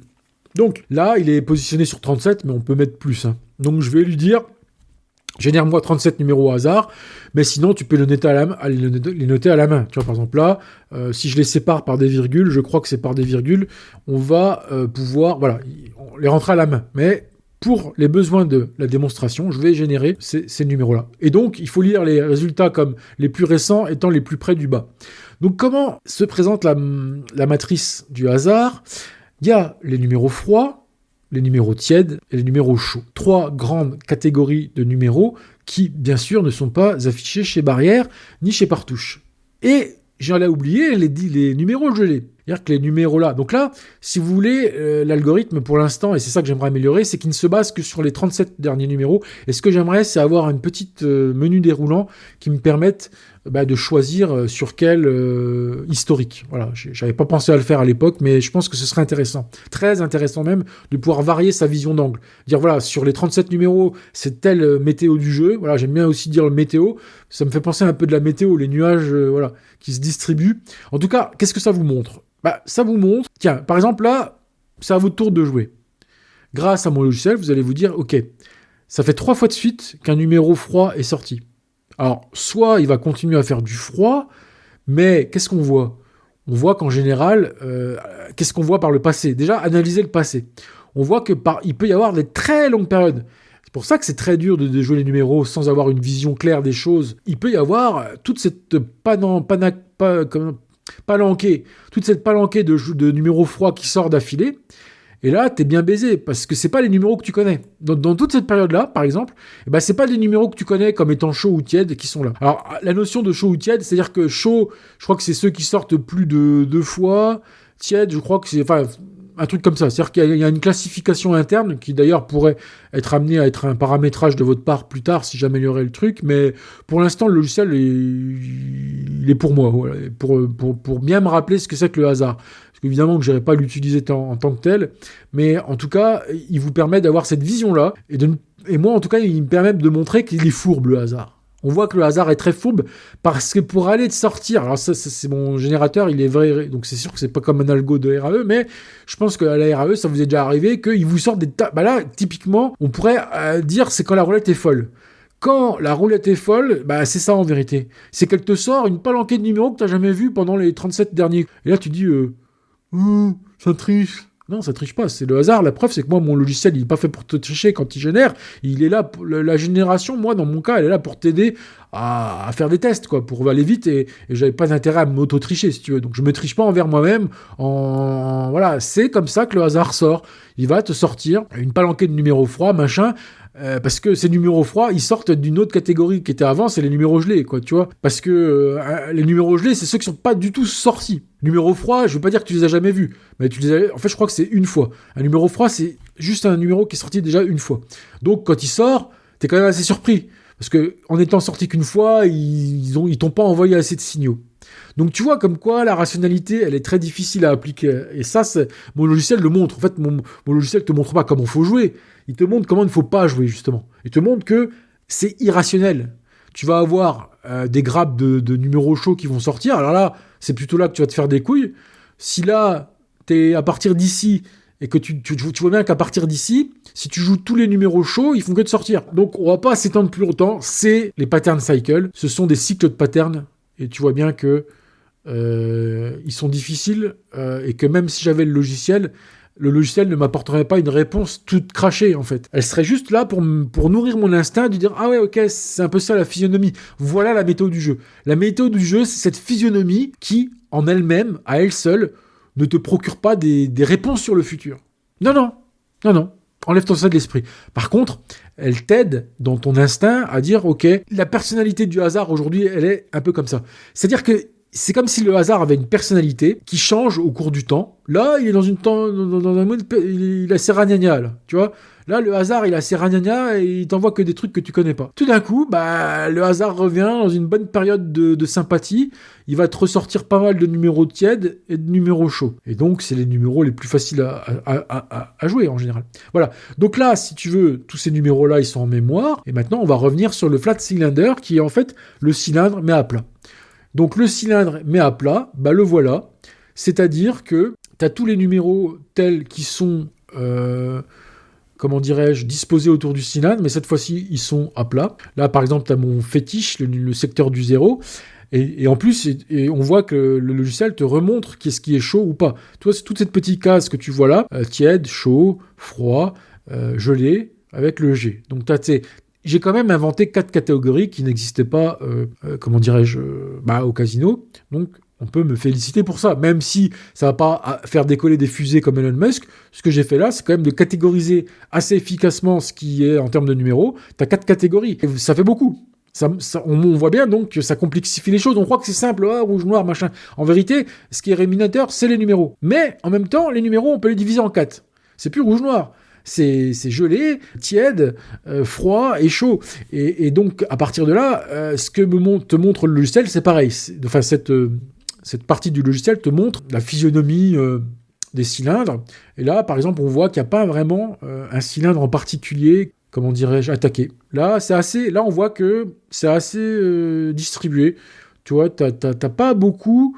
On voit que c'est différent. On voit que ce qu'on a vu dans le module précédent, là, autour du cylindre, c'est encore pas la même chose. Quand on repasse à une autre dimension, c'est est-ce qu'il y a un secteur ou est-ce qu'il y a eu de la folie de secteur ou pas en regardant comme ça, j'ai du mal à y voir quelque chose qui se détache vraiment. Voilà. Je ne sais pas si je me trompe ou pas, dites-moi, mais j'ai l'impression que c'était assez clairsemé pour ces 37 sorties-là. On a généré 37 sorties, ma foi, si tu avais joué qu'un secteur en particulier, est-ce que tu aurais gagné ? Par exemple, si tu avais joué le secteur du 0, oui, là on voit clairement que sur ces 37 sorties, tu aurais attendu une, deux, déjà le 2 c'est pas loin du 0, hein, mais tu as le 12 qui est là, tu vois, donc assez rapidement tu as le 12 qui sort, 0, 3, 15, 28, pas mal, c'est un peu le truc, 15 aussi, donc ça va, tu vois. T'aurais été quelqu'un qui visait le secteur du 0, ça allait pour toi. Puis il y a aussi d'autres secteurs qui ont tapé, mais un peu moins. Là, on voit qu'effectivement, le secteur du 0 a un tout petit peu plus tapé qu'ailleurs. Oui, ça tombe bien, et c'est le hasard, hein, j'ai pas fait exprès, hein. J'ai généré des trucs au hasard, et là c'est un peu le secteur du 0, d'autres secteurs comme celui-là étaient pas mal d'ailleurs aussi, hein, quand on voit, là si t'arrives ici, puis que tu commences à poser tout ce secteur-là, tu vas faire quasiment que taper, à part le 12 qui vient de faire chier, et le 16 qui vient de faire chier, mais là, bim. Tu vois, si tu poses 1, 2, 3, 4, 5, 6 numéros ici, qui sont dans un même secteur, là, bim, bim, bim, bim. Mais comment savoir ça à l'avance ? Alors qu'avant, il n'y a aucun signe qui le dit. C'est l'instinct. Tu vois, tu t'es dit, bon, là, ça a beaucoup tapé sur le 0. Mais t'as vu, ça peut venir taper là, mais de l'autre côté aussi.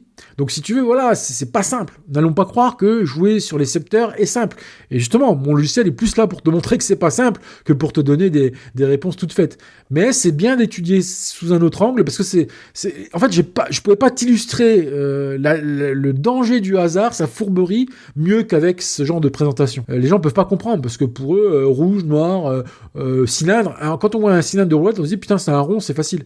Et là, tout de suite, quand tu le mets à plat, tu vois, tout le cylindre est à plat, tout de suite, on voit que c'est pas finalement le caractère circulaire du cylindre qui va t'aider.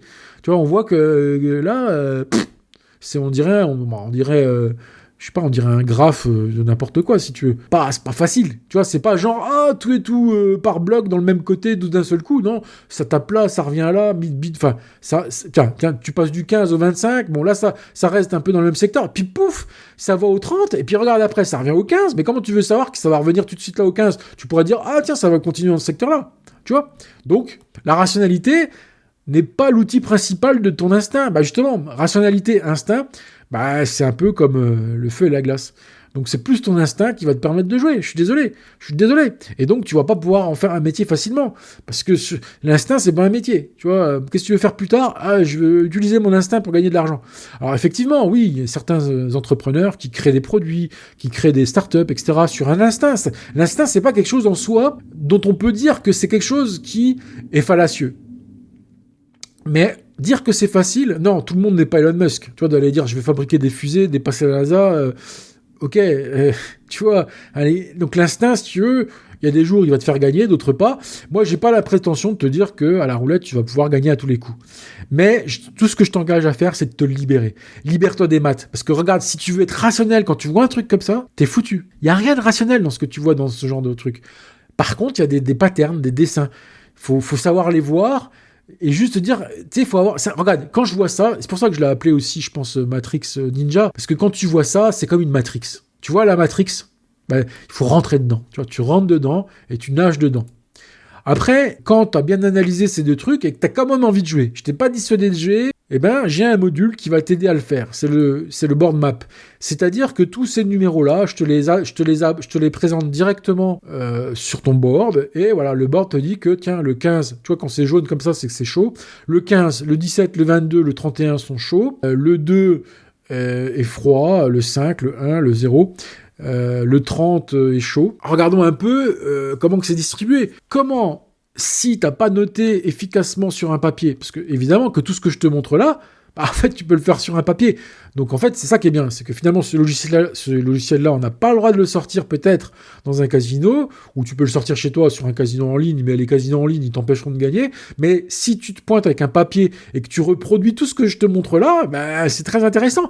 Parce que là, par exemple, tu peux reproduire, tiens, le 15, le 17, le 22, le 31. Alors, évidemment, ça ne te dit rien sur ce qui va arriver après. La preuve, régénérons 37 numéros. On va voir ce qui va se passer. Est-ce que ce sont toujours la même physionomie? On voit qu'il y a un gros trou ici, tu vois. Imagine, t'as pas de bol. T'es Jean-Robert, t'arrives et toi, tu joues ça. Parce que t'as pas noté, tu sais rien. Donc, comme par hasard, toi, tu vas jouer ça. Tu vois ce que je veux dire? C'est que il y a quand même un minimum de choses à respecter, tu vois. Mais ce n'est pas suffisant parce que ça ne te dit rien sur le futur. Ce que je veux bien t'illustrer aussi là, c'est que effectivement, sur le présent, il y a ces choses-là. Mais qu'est-ce qui se passe-t-il si je régénère? Je régénère. Là, t'as le 15 qui est devenu brûlant. Il est passé de chaud à brûlant. De toute façon, allons regarder la vision là.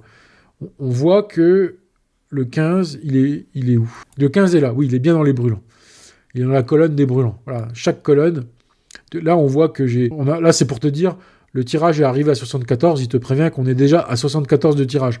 Parce que plus tu vas faire de tirage, plus tu risques de tirer dans la mémoire. Et donc, après, il faut aller, de temps en temps, il faut vider la mémoire, quoi. Il n'est pas infini, mon logiciel. Donc, il te prévient que tu as déjà 74 coups. Donc, regarde, en 74 coups, effectivement, tu as le 15. Et de le savoir. Si tu veux, de le savoir, c'est quand même important de savoir qu'effectivement, tu as le 14, mais on s'en fout. Parce que moi, j'aime mieux le 0. Donc, tu vois, le 0, on s'en fout. Par contre, le 15, le 26, le 4, qui est aussi un voisin, et le 3, tu vois, tous ces trucs-là sont plus ou moins chauds. Et c'est quand même une donnée qui va rentrer en ligne de compte dans ton truc, mais sans te donner une absolue certitude que, effectivement, il va falloir tous les jouer de même égalité. C'est là que rentre l'instinct. En fait, l'instinct démarre à partir de là. Quand tu as une donnée, tu as une info, mais à elle seule, elle ne te fera pas gagner, parce que imaginons que je blinde le 15, je blinde le 26, je blinde le 4, le 3. Imagine que c'est à ce moment précis que le hasard décide de bifurquer un peu et d'aller, tiens, faisons-le bifurquer par grappe de 5 numéros.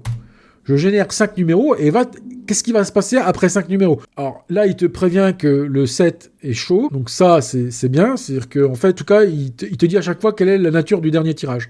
Là, d'ailleurs, les tirages sont affichés en bas, hein, on les voit. Alors, je crois que ça va jusqu'à là-bas. Effectivement, on voit, c'est le 7 le dernier. 7, 23, alors, donc pareil, 26... Là, on voit que ça a sauté un peu n'importe comment. 7, c'est le secteur du 0. 23, ça repart ailleurs un peu. 26, 23. Répétition du 23.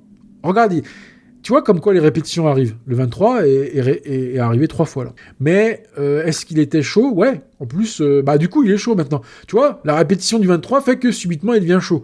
Mais en tout cas, si tu avais joué le 15, est-ce que dans les 5 derniers numéros... Tu vois, il n'était même pas sorti, tu avais le 26 quand même. Tu vois, c'est pas automatique suivant le passé. Mais on voit que quand même, il y a des corrélations entre résultats. La pomme tombe jamais loin de l'arbre. Quand tu as un secteur qui est chaud, la pomme tombe jamais loin de l'arbre. De là, en faire une vérité absolue, c'est là la difficulté. Et c'est là que l'instinct rentre en ligne de compte. C'est, est-ce que tu sens le truc, tu vois ?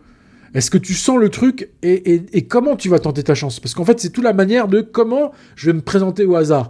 Est-ce que je me présente avec des certitudes ou quand même avec une semi-certitude? C'est-à-dire que c'est quoi une semi-certitude? Se dire oui.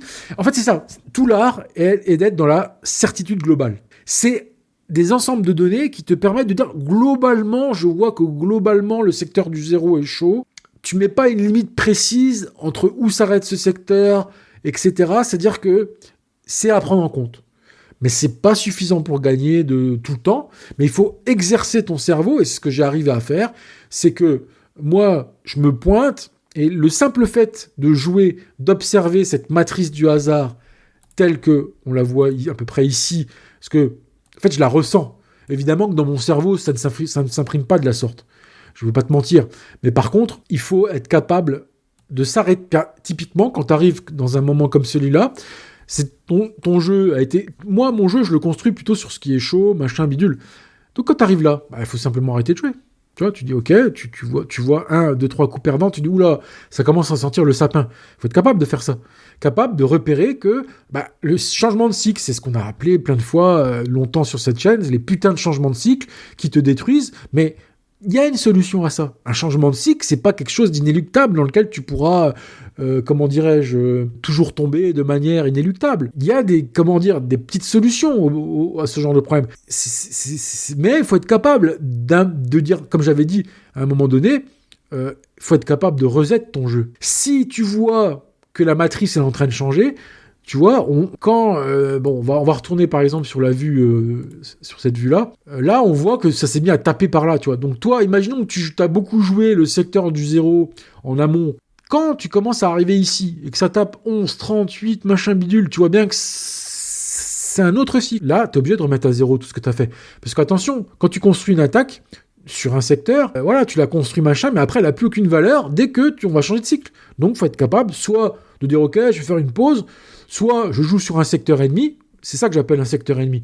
C'est le secteur que tu n'as pas joué au départ et qui va venir te titiller.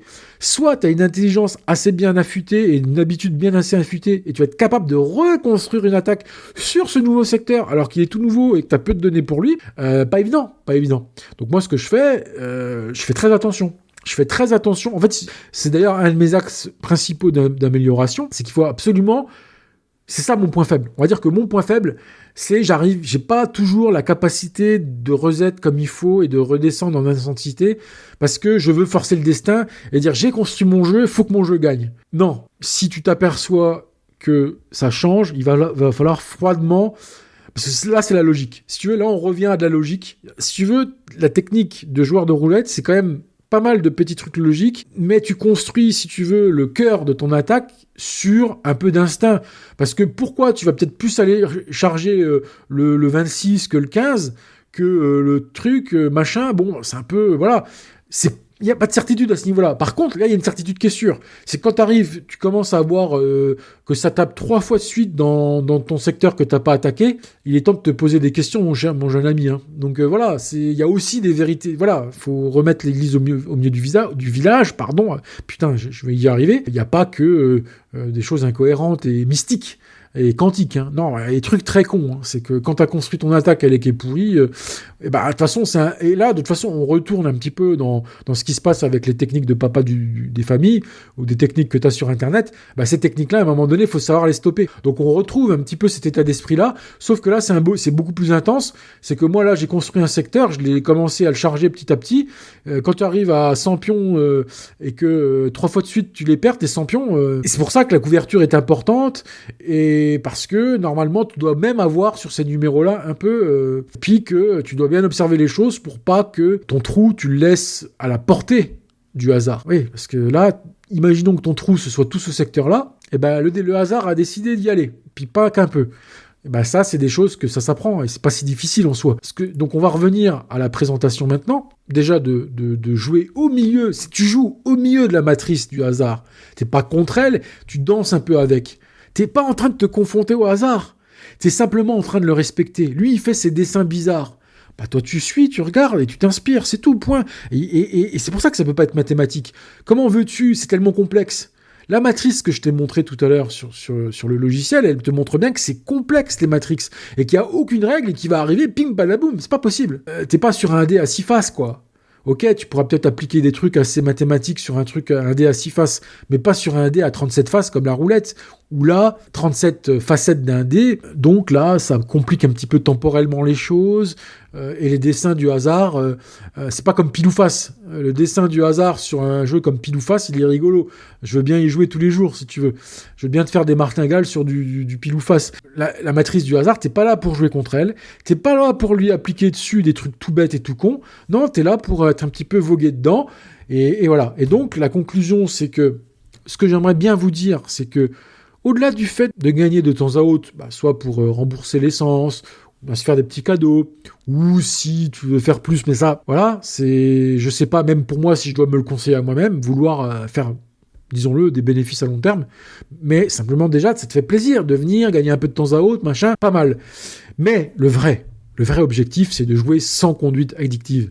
Pourquoi ? Parce que c'est déjà un monde en soi. Toute cette partie-là, je l'ai assez peu évoquée dans la vidéo, puisqu'on était plus sur une partie hasard, machin, bidule, etc. Mais en fait, ne pas avoir une conduite addictive, c'est une science, c'est une compétence, c'est un truc qu'il faut cultiver. Parce qu'on est naturellement câblé pour faire le con à la roulette.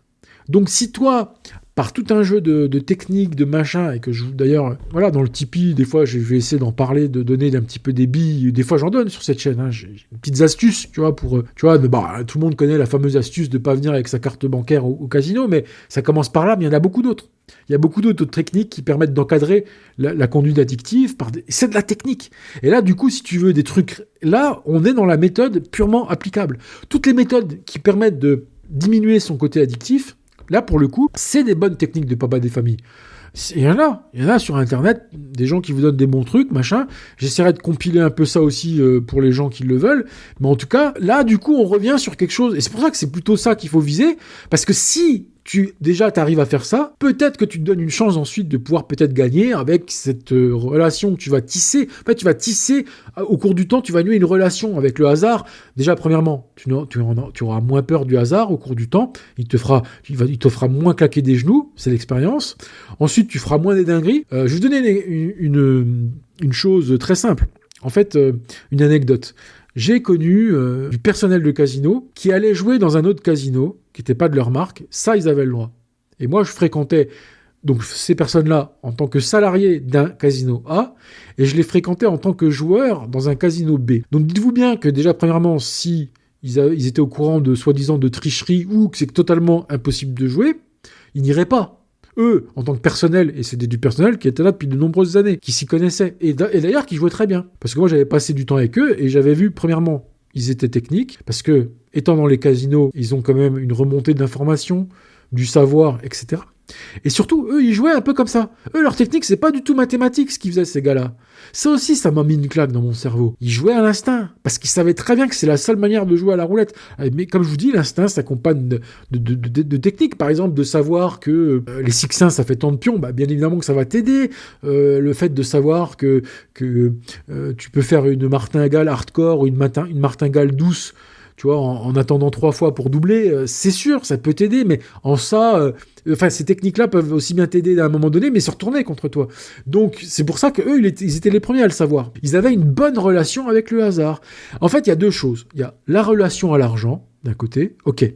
Ensuite, et tu as le rapport à l'argent, donc, et ensuite tu as le rapport au hasard. C'est 2 choses qu'il va falloir faire communier. Et c'est là la difficulté. Tu fais communier 2 choses à l'intérieur d'une même boîte, c'est toi la boîte. Tu viens au casino, tu dois avoir cette maîtrise de la conduite addictive, et puis d'un autre côté, tu dois avoir cette conduite de la relation au hasard, parce que si elle est mauvaise, ça peut te conduire à la perte d'argent et à la conduite addictive, donc c'est entrelié. Et puis parce que la relation avec la matrice du hasard fera que tu seras capable de gagner, tout simplement, ou de jouer plus longtemps. Parce que, comme je le disais, en tant qu'addict, ou bien en tant que papa du dimanche, tu peux peut-être avoir simplement comme objectif final, tout simplement, de jouer le plus longtemps possible. Voilà. Et donc, tout ça, ça ne se fera pas sans une bonne relation avec la matrice du hasard. Donc, esprit vaillant, esprit conquérant, être positif, machin, ne pas se mettre en danger, avoir une conduite raisonnable, et là, peut-être que tu deviendras un guerrier de l'espace-temps au fil du temps. Mais il faut commencer par petit pousset, si tu veux. Petit pousset, tranquillou bilou. Tu commences gentiment. parce que tu peux très bien faire de l'expérience avec des petites sommes, et je vais te dire quelque chose, c'est avec les petites sommes que tu t'amélioreras. Moi, je suis devenu sacrément, je me suis épaté, c'est que des fois, il me restait 8 balles, mais ces 8 balles-là, j'arrivais à les monter jusqu'à 50. Alors que des fois, je perdais 50 balles comme ça, comme un idiot. Imagine ce que tu peux faire avec 50 balles si, déjà, tu es capable avec 8 euros de monter.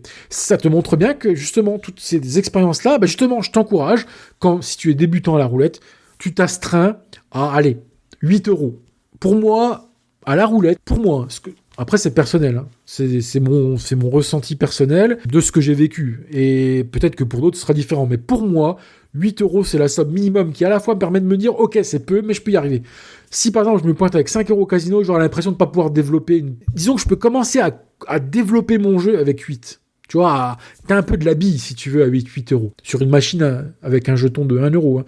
Par contre, à 50 centimes, ça veut dire que tu peux venir avec 4 euros. C'est pour ça que les machines à 50 centimes sont vachement bien. Alors imagine, sur les machines à 25, on m'a dit en commentaire qu'il y en avait, ça veut dire que tu peux venir avec 2 euros. Tu viens à 2 euros dans les casinos de Perpète-les-Oies où il y a des 25 centimes, et tu peux monter, alors tu vas pouvoir monter comme je l'ai fait de 8 à 50, bien un peu par 5 ou 6, donc 6 fois 2, ça te fera 12, mais de passer de 2 à 12 euros, ça fait 10 balles de bénéf, assez facile à faire.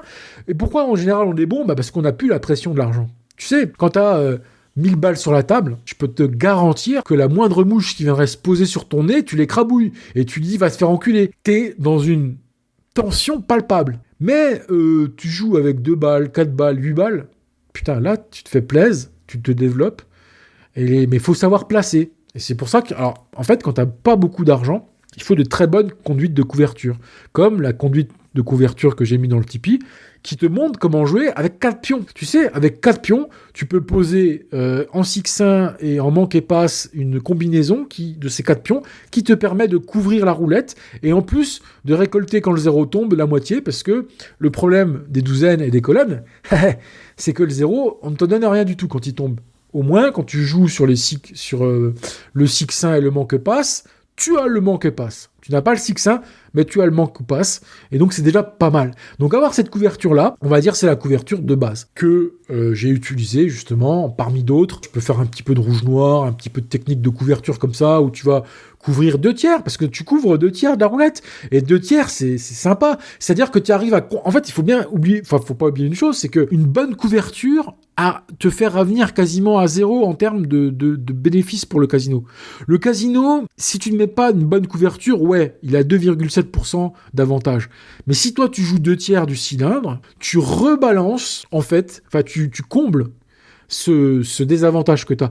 Parce que si tu couvres 2 tiers d'une roulette qui a qui à la base n'avait que 2,7%, du coup, c'est plus 2,7. Parce que là, tu as 2 tiers, donc un peu plus que la moitié. Tu mets un peu plus que la moitié en couverture, et ça, c'est c'est connu. On va dire, c'est même pas une technique, ça paraît logique, si tu veux, mais à partir de là, ça va pas te faire gagner. Tu vois, c'est des règles de base qui vont pas, si tu veux, empêcher une mauvaise série de te tomber dessus. Donc, empêcher les mauvaises séries, ça, c'est le truc le plus dur au monde, puisqu'elles n'ont pas de cohérence. Comment veux-tu empêcher une mauvaise série de t'arriver dessus, avoir un bon jeu de jambes ? Voilà. C'est-à-dire que tu vas être fluide dans ce que tu fais et ne pas te laisser attraper par la mauvaise série. En fait, le combat de tous les joueurs, il est face aux mauvaises séries. Et il faut pas qu'elle te chope. Parce que elle va te choper et tu pourras difficilement lui échapper.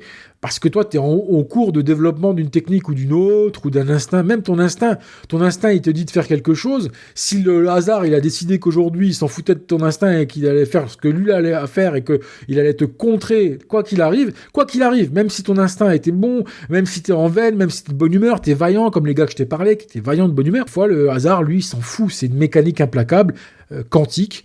Et dans ce jour-là, donc c'est pour ça que, de toute façon, même un très bon joueur perdra de temps en temps. Toute la question, c'est est-ce qu'il va perdre 25% du temps ? Est-ce qu'il va perdre 30%, 40%, 50% ou 60%? Quelqu'un qui perd 60% du temps, ok, il gagne 40% du temps, mais c'est pas suffisant pour faire du bénéfice. Il est perdant. Et pourtant, il joue bien. Tu sais, quand tu arrives déjà à gagner 40% du temps à la roulette, t'es déjà pas le kéké des bois. T'es déjà quelqu'un de bien avancé. Ah oui, parce que 40%, ça veut dire que de temps en temps, tu fais des attaques bien placées, etc. Mais c'est encore pas suffisant pour... En fait, voilà, ce qu'on recherche, le minimum à rechercher, c'est ça, c'est 50% du temps, se rembourser, machin, parce que c'est pas difficile en vérité. C'est pas difficile. L'avantage du casino, il est pas si grand. Tu sais, les gens, où ils disent, oui, le casino... Mais rendez-vous compte que 2,7% d'avantage, c'est pas tant que ça. les 2 apparts sur l'immeuble de 37 apparts, mais la plupart du temps, t'auras plus 34 que 2, tu vois, en perte, tu vois ce que je veux dire, oui, sur le long terme. En fait, cette histoire-là d'avantage, ouais, il est sur un temps assez long. Mais toi, comme t'es quelqu'un de responsable, tu joues un peu, c'est pas difficile dans un temps responsable, avec une technique normal de faire et c'est pour ça que les papas des familles respectent, parce que voilà, ils jouent raisonnablement, pas trop souvent, ils jouent des sommes raisonnables, ils arrivent à facile gagner 50% du temps, c'est sûr. Et qu'est-ce qui fait qu'il y a plein de gens qui perdent? C'est plus le côté addictif en vérité. La matrice du hasard, les techniques sous-jacentes, tout ça, c'est presque secondaire, j'ai envie de te dire, avec ça. Le nerf de la guerre dans les casinos, c'est la conduite addictive. Après, évidemment que tout ça, ça se travaille. Mais la conduite addictive, si tu la mets de côté en disant ouais, je m'en bats les noix, non, il n'y a pas je m'en bats les noix et je me concentre sur la technique et ma relation avec la matrice du hasard par X ou Y moyen, que ce soit l'instinct ou je ne sais pas ce que tu trouves en n'importe quel bouquin. Moi, je sais qu'il y a d'autres façons de voir la roulette. D'ailleurs, tous les gars que je t'ai présentés, ils ont des façons un peu différentes de moi certainement. Moi, c'est ma façon de la voir. Et j'ai le droit, on est en démocratie, bordel de merde. J'ai le droit d'avoir cette vision de la relation du hasard. Et si t'es pas content, montre-moi la tienne de relation que tu as au hasard. Mais voilà la mienne. Mais en tout cas, si tu laisses de côté la conduite addictive, ce sera pareil pour tout le monde.